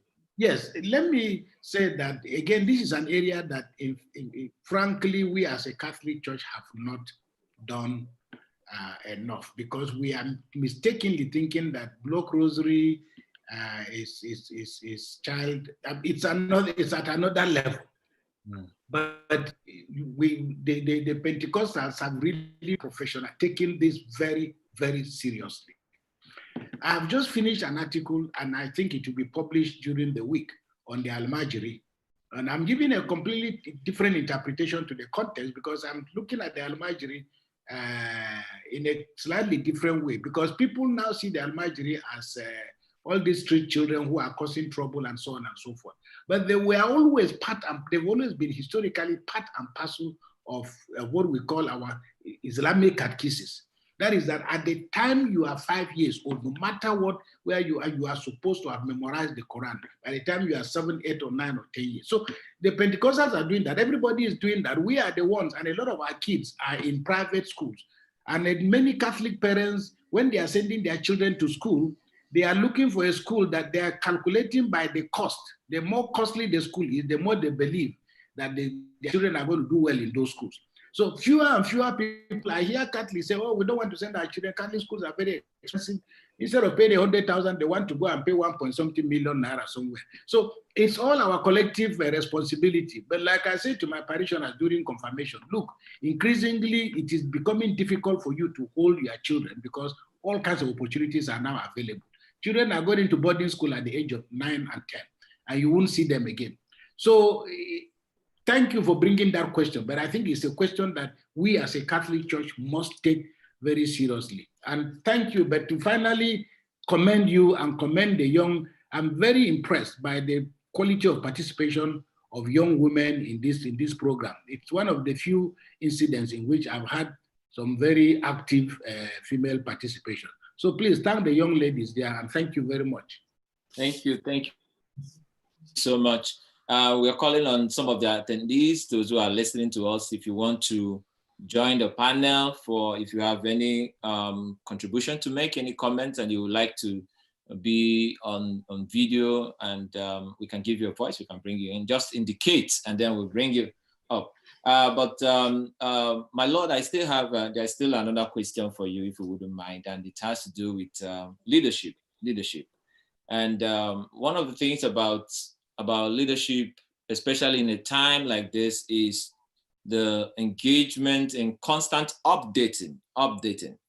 I know that at the beginning of the pandemic, a lot of bishops wrote, some directives for the faithful and for the priests. But it appears also that in some places, after that initial directive, then everything went silent. And we see the consequence. We see the consequence that people begin to lose a little bit a sense of the seriousness of the situation. You have a place like Abia State, where even the governor says that Corona will not come to them because they are the only state that is in the Bible. But now, just today, he has tested positive of the coronavirus. So you see, that's why the updating is very, very important. So what do you say to this problem of leadership in terms of updating, especially at a time like this? And I'm saying it recognizing also that, well, the federal government is doing something. They're always updating as much as they can. The CBCN gave some directives at the beginning, but that's the last we've heard from them. So what do you say to that? Or do you think it's not necessary, or do you think it's something that the bishops should do in their dioceses? Well, I think even at the plenary of our conference in late February, I mean, that was when all this thing was unfolding. It became very clear. I mean, the president of conference doesn't administer any other diocese apart from his own diocese. So, and we just came to terms with the fact that the situations are different and everybody must apply the same set of skills. With the primary obligation mean convincing everybody to stay safe.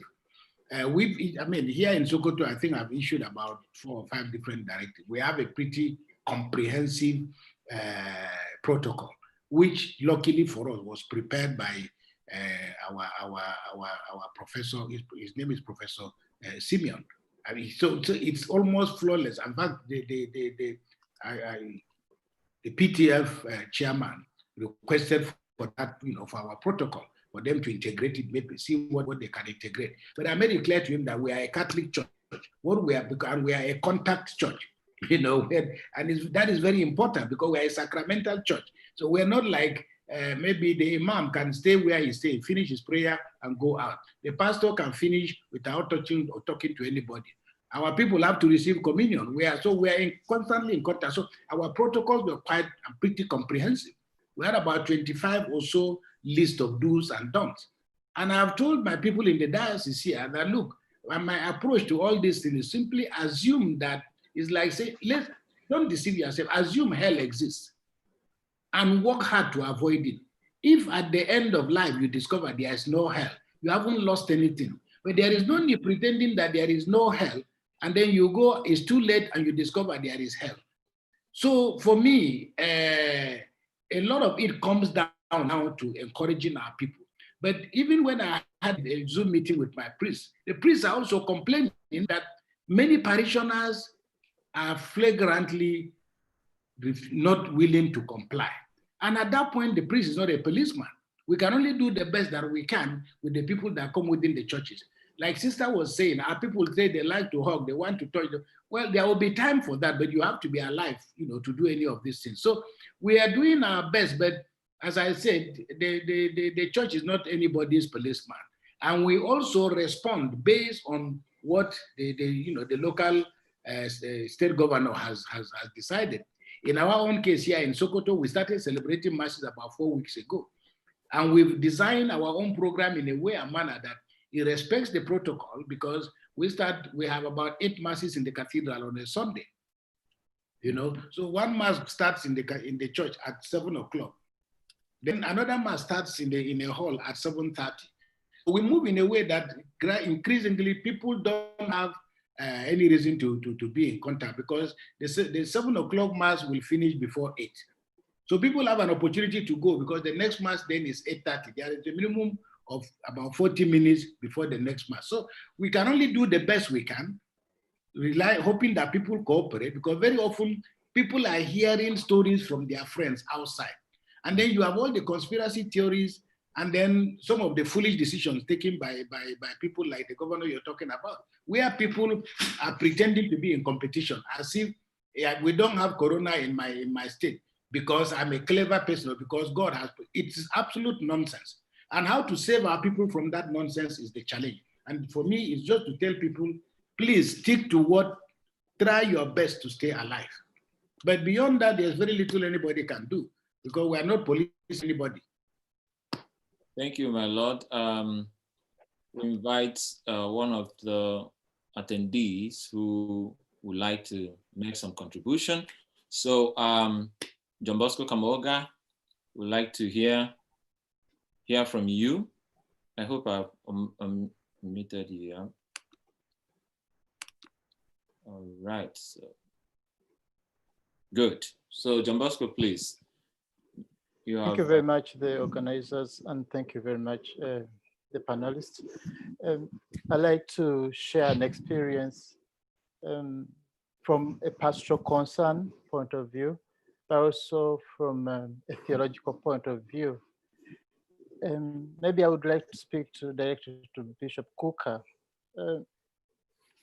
Perhaps you know that in East Africa, we are still struggling with this issue of the pandemic, and we have shared borders, and different episcopal conferences have responded differently to the pandemic, particularly the case of Tanzania. And I'm asking you on the theme of leadership, how the episcopal conferences, the different national episcopal conferences can influence each other in showing leadership. In Tanzania, one of the issues that have happened was the Episcopal Conference chose to take the lead of the president, who refused to close down the public facilities. Apart from one bishop who did his work and has been vilified, including by some of the priests and the people. And of course, we believe in God who heals people and a God who listens to our prayers. But also, we have a pastoral theological responsibility to be honest to our people about the limits of what prayer can do in the face of such a pandemic, and vis-a-vis human responsibility to act rationally and to use our God-given resources to save those whom God has put in our responsibility and our care. So I was just wondering, how do we speak to the issue of leadership? Because I think at times there's the issue of too much emphasis on preservation of the institutional safety vis-a-vis the well-being of the people that God has placed in the care of the pastors and the ministers. Much as we talk about the prosperity gospel preachers and others, but I think some things are happening in our own church, which at times are scary. The Rwandan experience gave us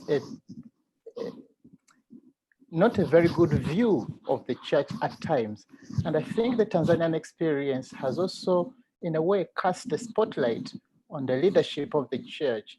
So I was just wondering, good enough that other national conferences have taken the lead of their presidents in saying we need to close down. But in case other countries had not closed down, would our bishops be able to stand up as proudly as the bishops of Congo did to offer leadership in the face of a calamity?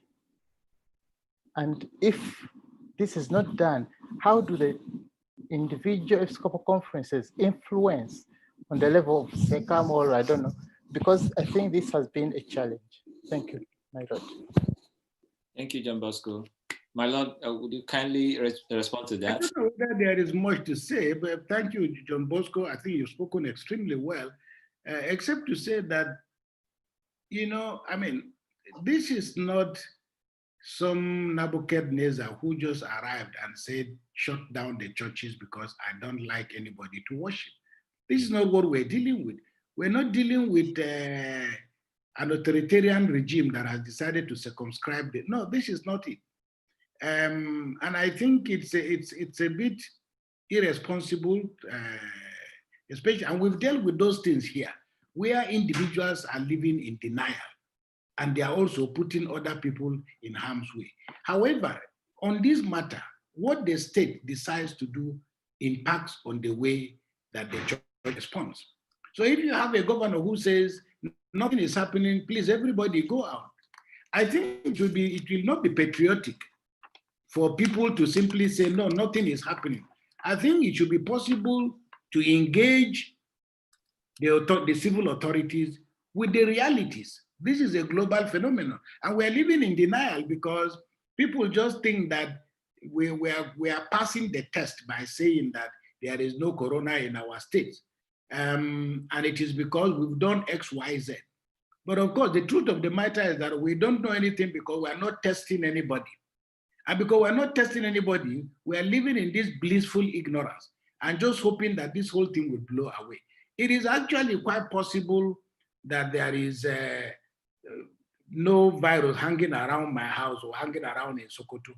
Maybe, but like I said, I would like to assume that since this is what we are hearing, and these are the propositions that have been made, that we act accordingly. And like I said, every bishop will have to take responsibility for the decisions that they meaningfully take. I said, for example, we agree with our priests that we'll have to, because parishioner priests are saying, parishioners are telling them, you know, if they put on a face mask, they are suffocating.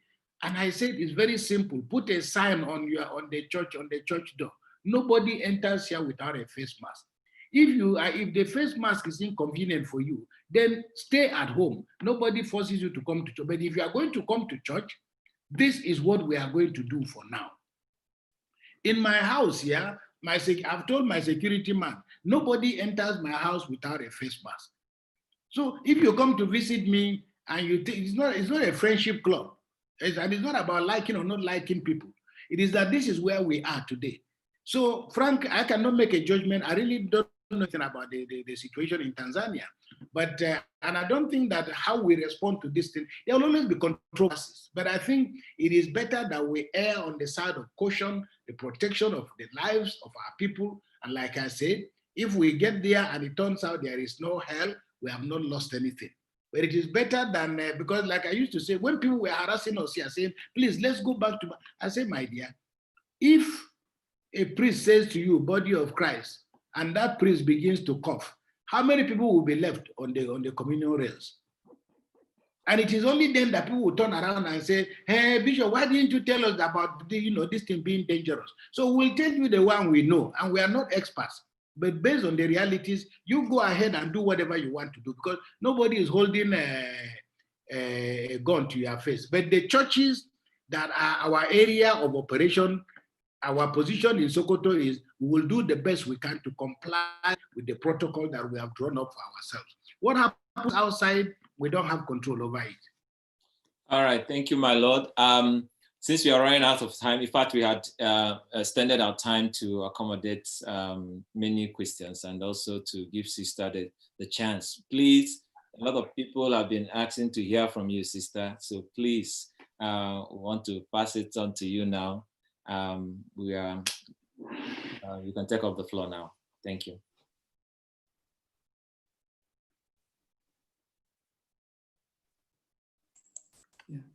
I will have to unmute. Unmute, yeah. Good. Can you hear me now? Lovely, yes. Great to have you back. I'm happy to be back, and I'm sorry for all the anxieties I must have caused you. I equally felt it myself.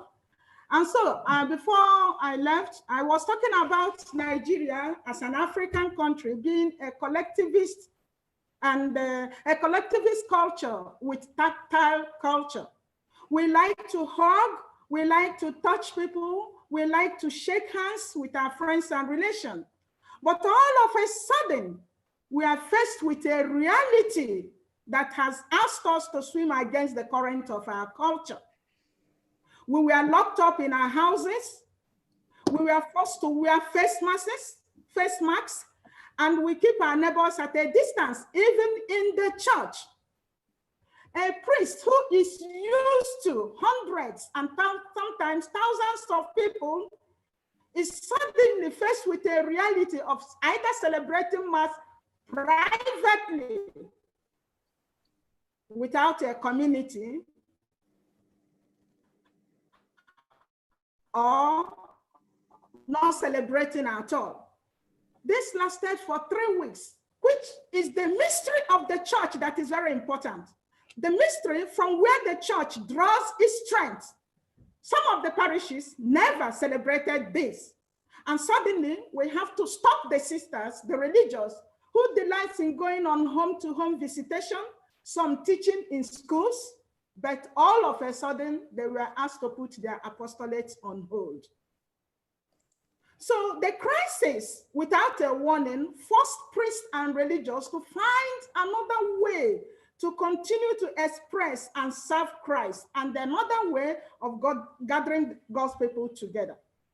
So the impact of COVID-19 on priests and religious were many. First and foremost, priests and religious came to realize that the essence of their vocation, first and foremost, is to be with Christ. That is the essence of our vocation. It is not to do. The essence of our vocation is, first of all, to be with Christ, just like Jesus himself selected the apostles to be with him and later sent them to preach. So priests and religious came to a deeper realization that the heart of their ministry was prayer and intimacy with Christ, and not with what they do. For example, myself as a psychologist, my work very often, I travel out. But for this past 3 months or 2 months, I have been indoors. And it is a time for me to reflect. Is my work, is my vocation to be with Christ, or my vocation to do the work of a psychologist?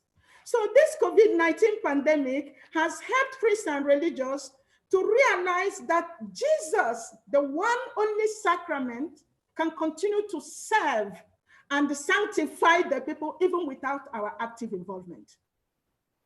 It goes a long way to deflect our ego, especially some priests who knowingly or unknowingly, or due to some narcissistic tendency in them, will end up celebrating themselves on the altar instead of celebrating Christ. So this pandemic becomes a kairos for priests and religious, a time to re-evaluate who we are, a time to have deeper introspection, a time to give true meaning to why we embrace this life. Just like Father Law and the bishop said in their paper, the COVID-19 pandemic also brought home to priests and religious that the family is a domestic church. We all learn to pray. We all learn to worship from our family before we come to the church. So the sanctity of individuals begins in the family and not in the church premises. So priests and religious must therefore seize on this opportunity to make effective to the Christ faithful that the home is a place of prayer and a place to practice all Christian virtues. Again, COVID-19 brought home to all the desire and aspiration we have all been longing for. That is human intimacy and relationship. With Corona, some priests and religious no longer use work as excuses or engage in outside activities that often kept them too long away from the community to the detriment of communal life. This experience forced them to stay back at home and encounter their colleagues at intimate levels. With the wave so high, priests and religious should seize on them and help to turn the communities into what it is and what it should always be, a domestic church. The Corona experience brought home to all that the church's use of modern, this is why God allowed this to happen to me, very, very inadequate. In Europe and America, for example, the people of God were exposed to various churches and centers to follow the celebration of Mass, exposition of the Word of God, and other paraliturgical celebrations. But here in Nigeria, the inadequacy was so glaring that often during these online celebrations, which were improvised, external influences like power outage not only detracted from the solemnity, but even became a source of distraction. So how do we cope with this new normal? Situational crises call for new actions, and each challenge has the potential to stimulate new ways of responding. It invites us to rearrange our priorities and to enhance our mental and spiritual maturity. Every crisis has as its core the issues of faith. It is a time we ask fundamental questions. What is the meaning of life? Why did God allow this to happen? Why did I survive it? To go through crisis without learning from it is to waste a valuable opportunity. We may deal with crisis at emotional, physical, and intellectual level. But if we ignore the spiritual aspect of crisis, we are not giving a holistic response to crisis. There is no doubt that even after this COVID-19 pandemic, life will never be the same again. Priests and religious must therefore learn to listen to the signs of the times and be prepared to adapt. Just as the Vatican was, COVID-19 has become another Pentecost for the church. We can no longer be rigid in applying the old models that we are used to at this new time. There is therefore the need to be open to the action of the Holy Spirit among the people of God. We must be willing and open to listen attentively to the lay people in their changed way of life and circumstances and involve them in honest, sincere, and collaborative ministry. We ought to be careful and sensitive to the demands made on people through church collections, because empty pews mean less revenue. And COVID-19 has made it be a transition period, a period of learning and adaptation to the new normal, learning to shorten their homilies and being conscious of the time spent at Mass.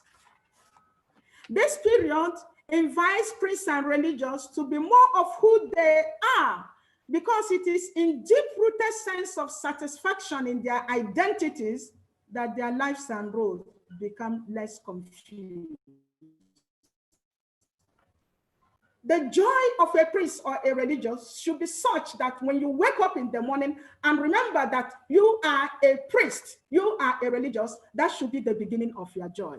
It is their identity as a priest and religious that gives you joy, not what we do. Because it has become very clear to us that Christ does not need all our active involvement in order to save his people or to serve the faithful.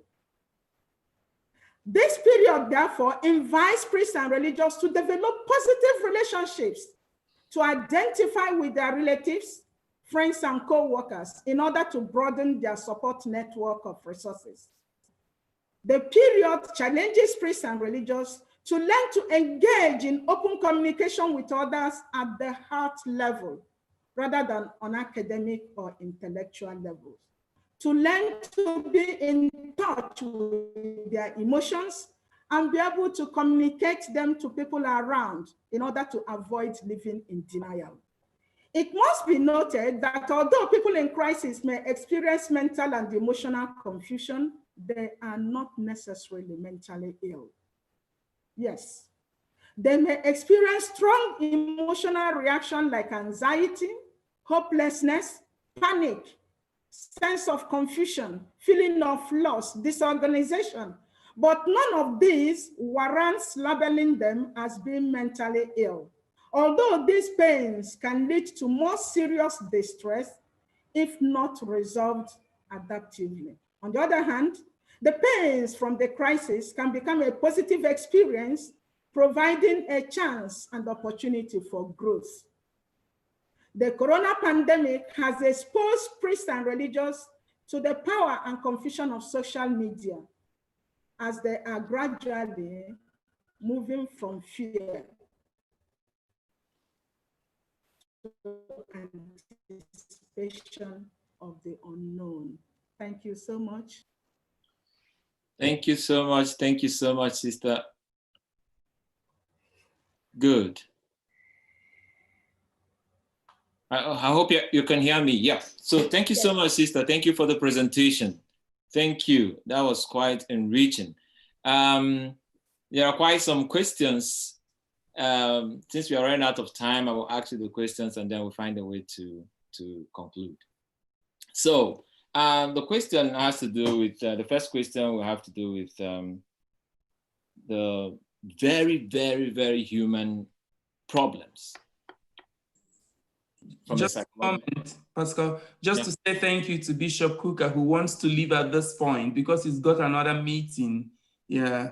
Thank you very much, Bishop Kukah, for the time. Thank you very much, and well done. Thank you very much. Keep up the good work. Father, well done. See you after Corona, eh? Thank you. If you have reception for us in Colombia. All Bye-bye, right. sister, well done. Bye-bye. You. Thank you, Bye. my Lord. Yeah. Right.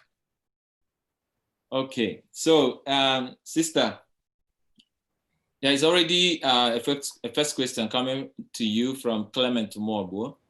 And Clement says, since Christ does not necessarily need the active involvement of priests and religious to minister to the people, why then do we need them?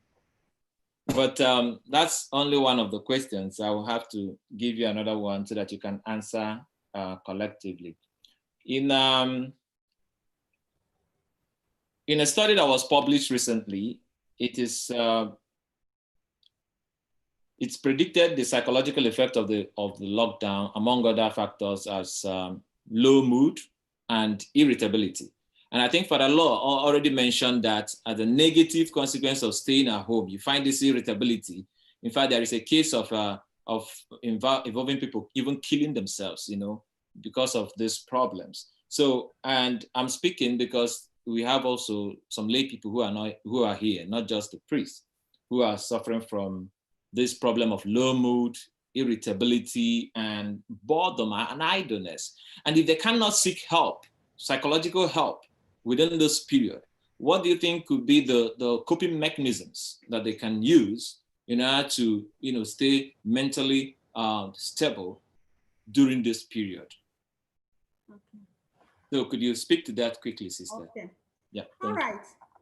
First of all, there are so many things that can make a person be moody, not just coronavirus. First of all, because many people can pass through coronavirus and still come out not being moody. You have to check the personality of the person. Sometimes people cannot bear even with the least stress around them. Some personalities are fragile by nature, so that the least introduction of stress is enough to put them off. And so people like that have already, people like that are already fragile even before the stress is introduced. That's so we have to check the personality of the person. But taking for granted that the person is okay, the personality is strong and everything, and now this is causing moody. Now during coronavirus, don't forget many people lost their jobs. And their jobs may be the only source of income. And so when there is no money to sustain the family, to feed the family, and to take care of other needs, that can throw people into moody,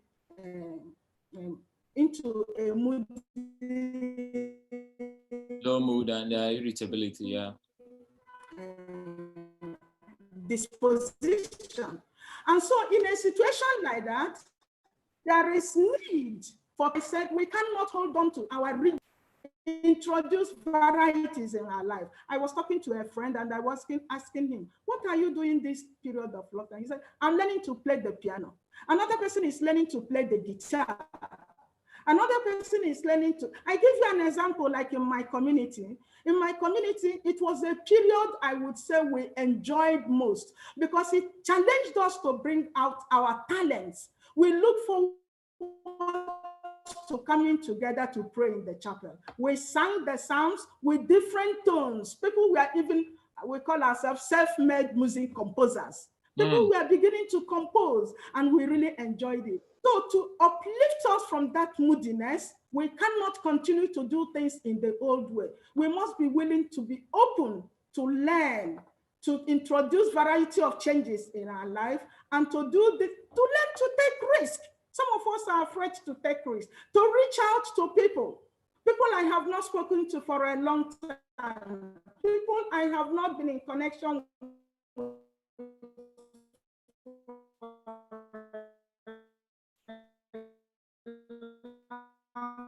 time, to take this opportunity to work I need for my support. So and to try their hands and take risk.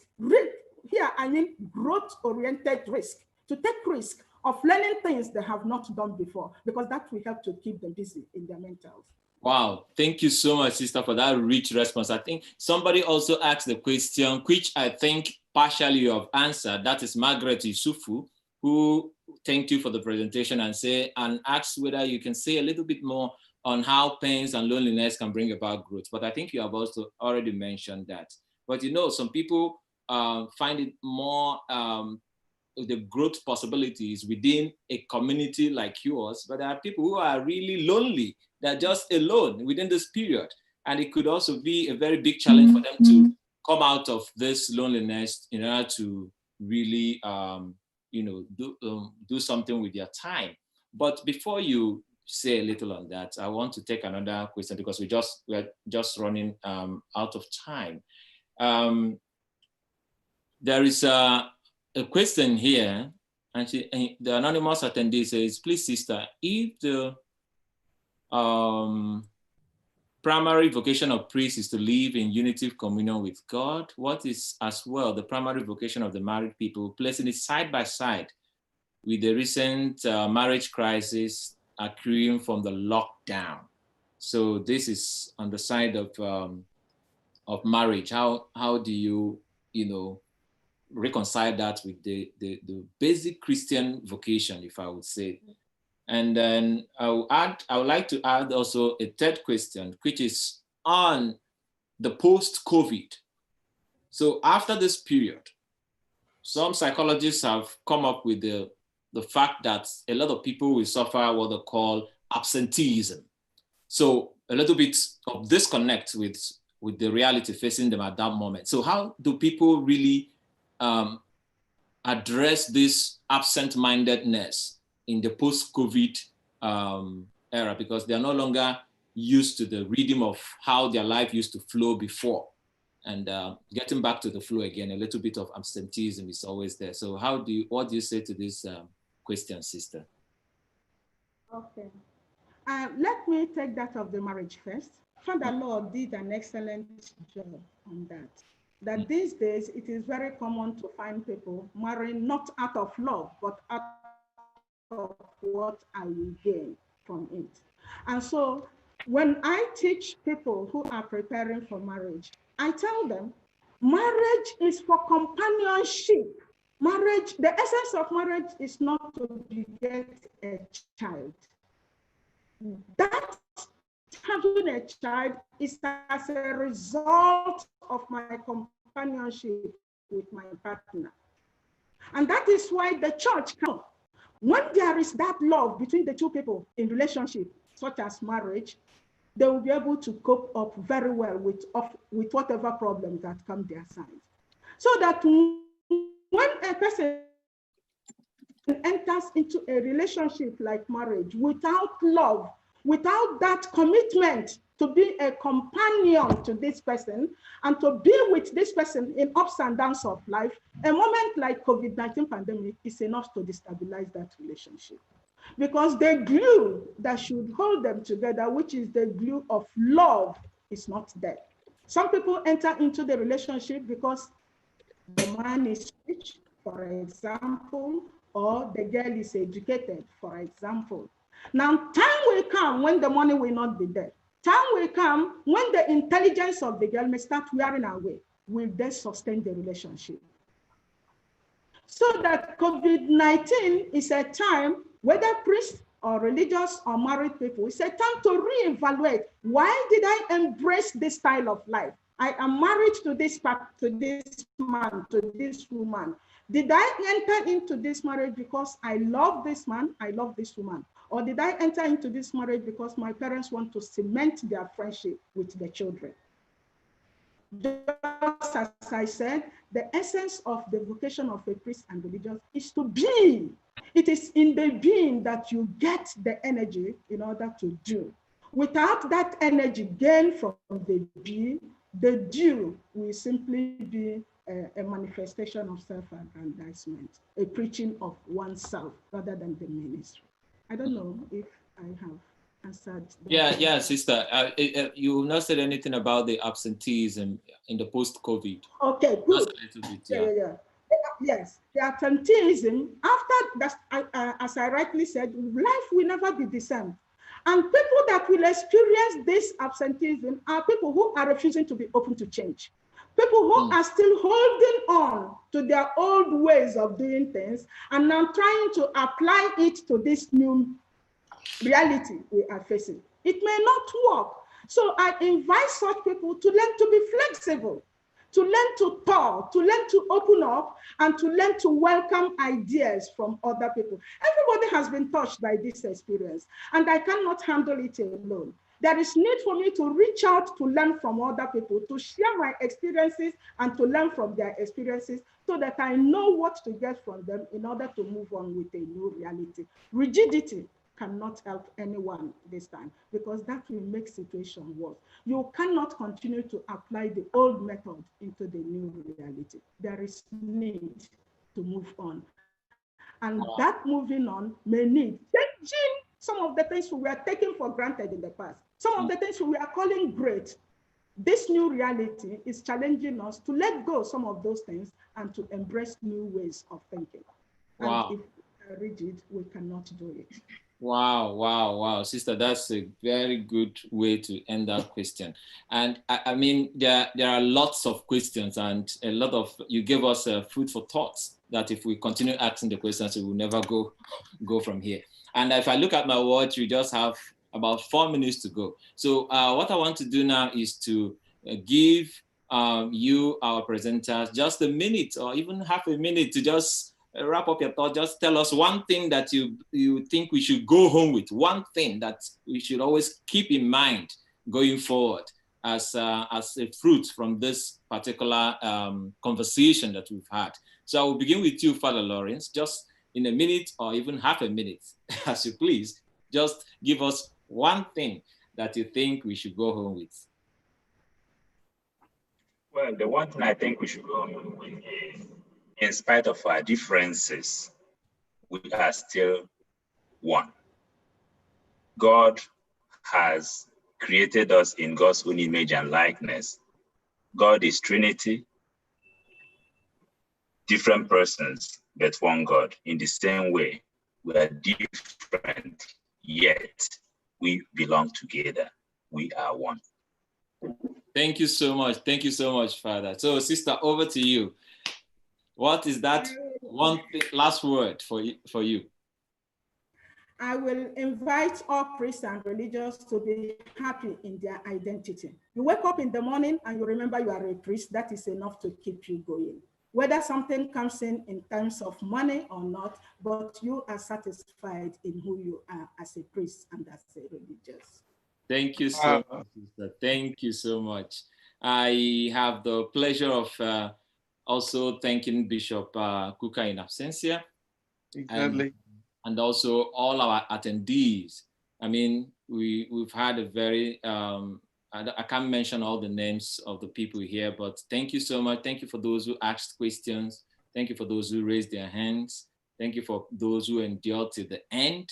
And we've had the privilege of having an extra hour, which is quite amazing. Yet people stayed.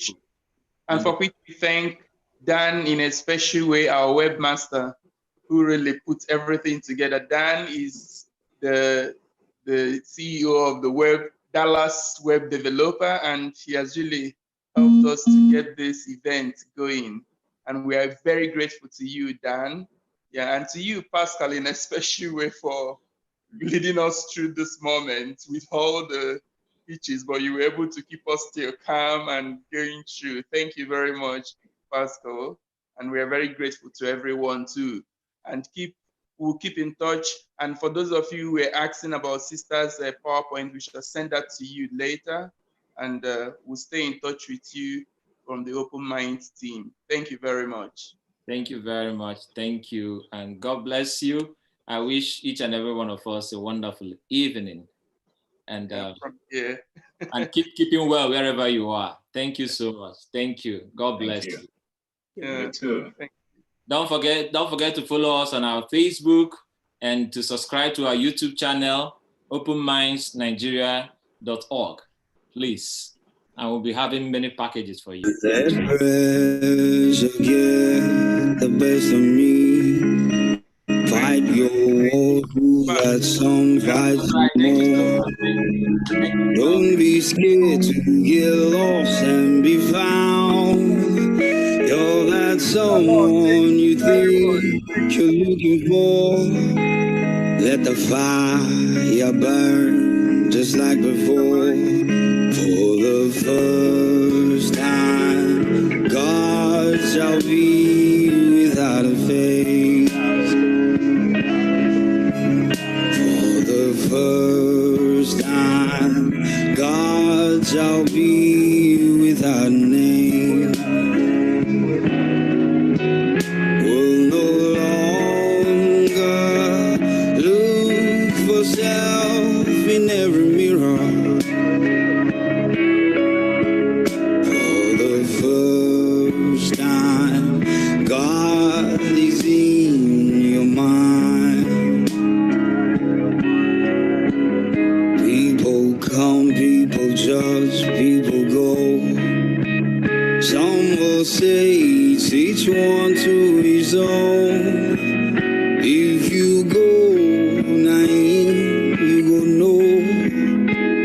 Let bygone be gone.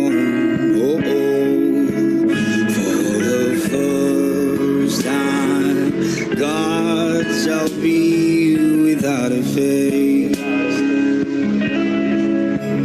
For the first time, God shall be without a name. Will no longer look for self in every mirror. First time, God is in your mind, in your mind. I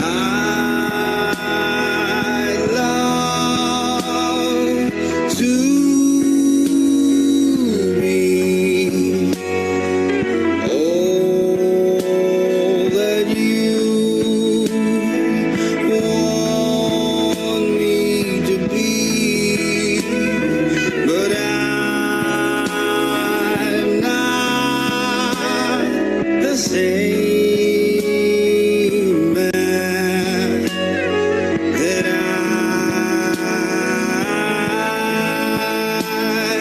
used to be.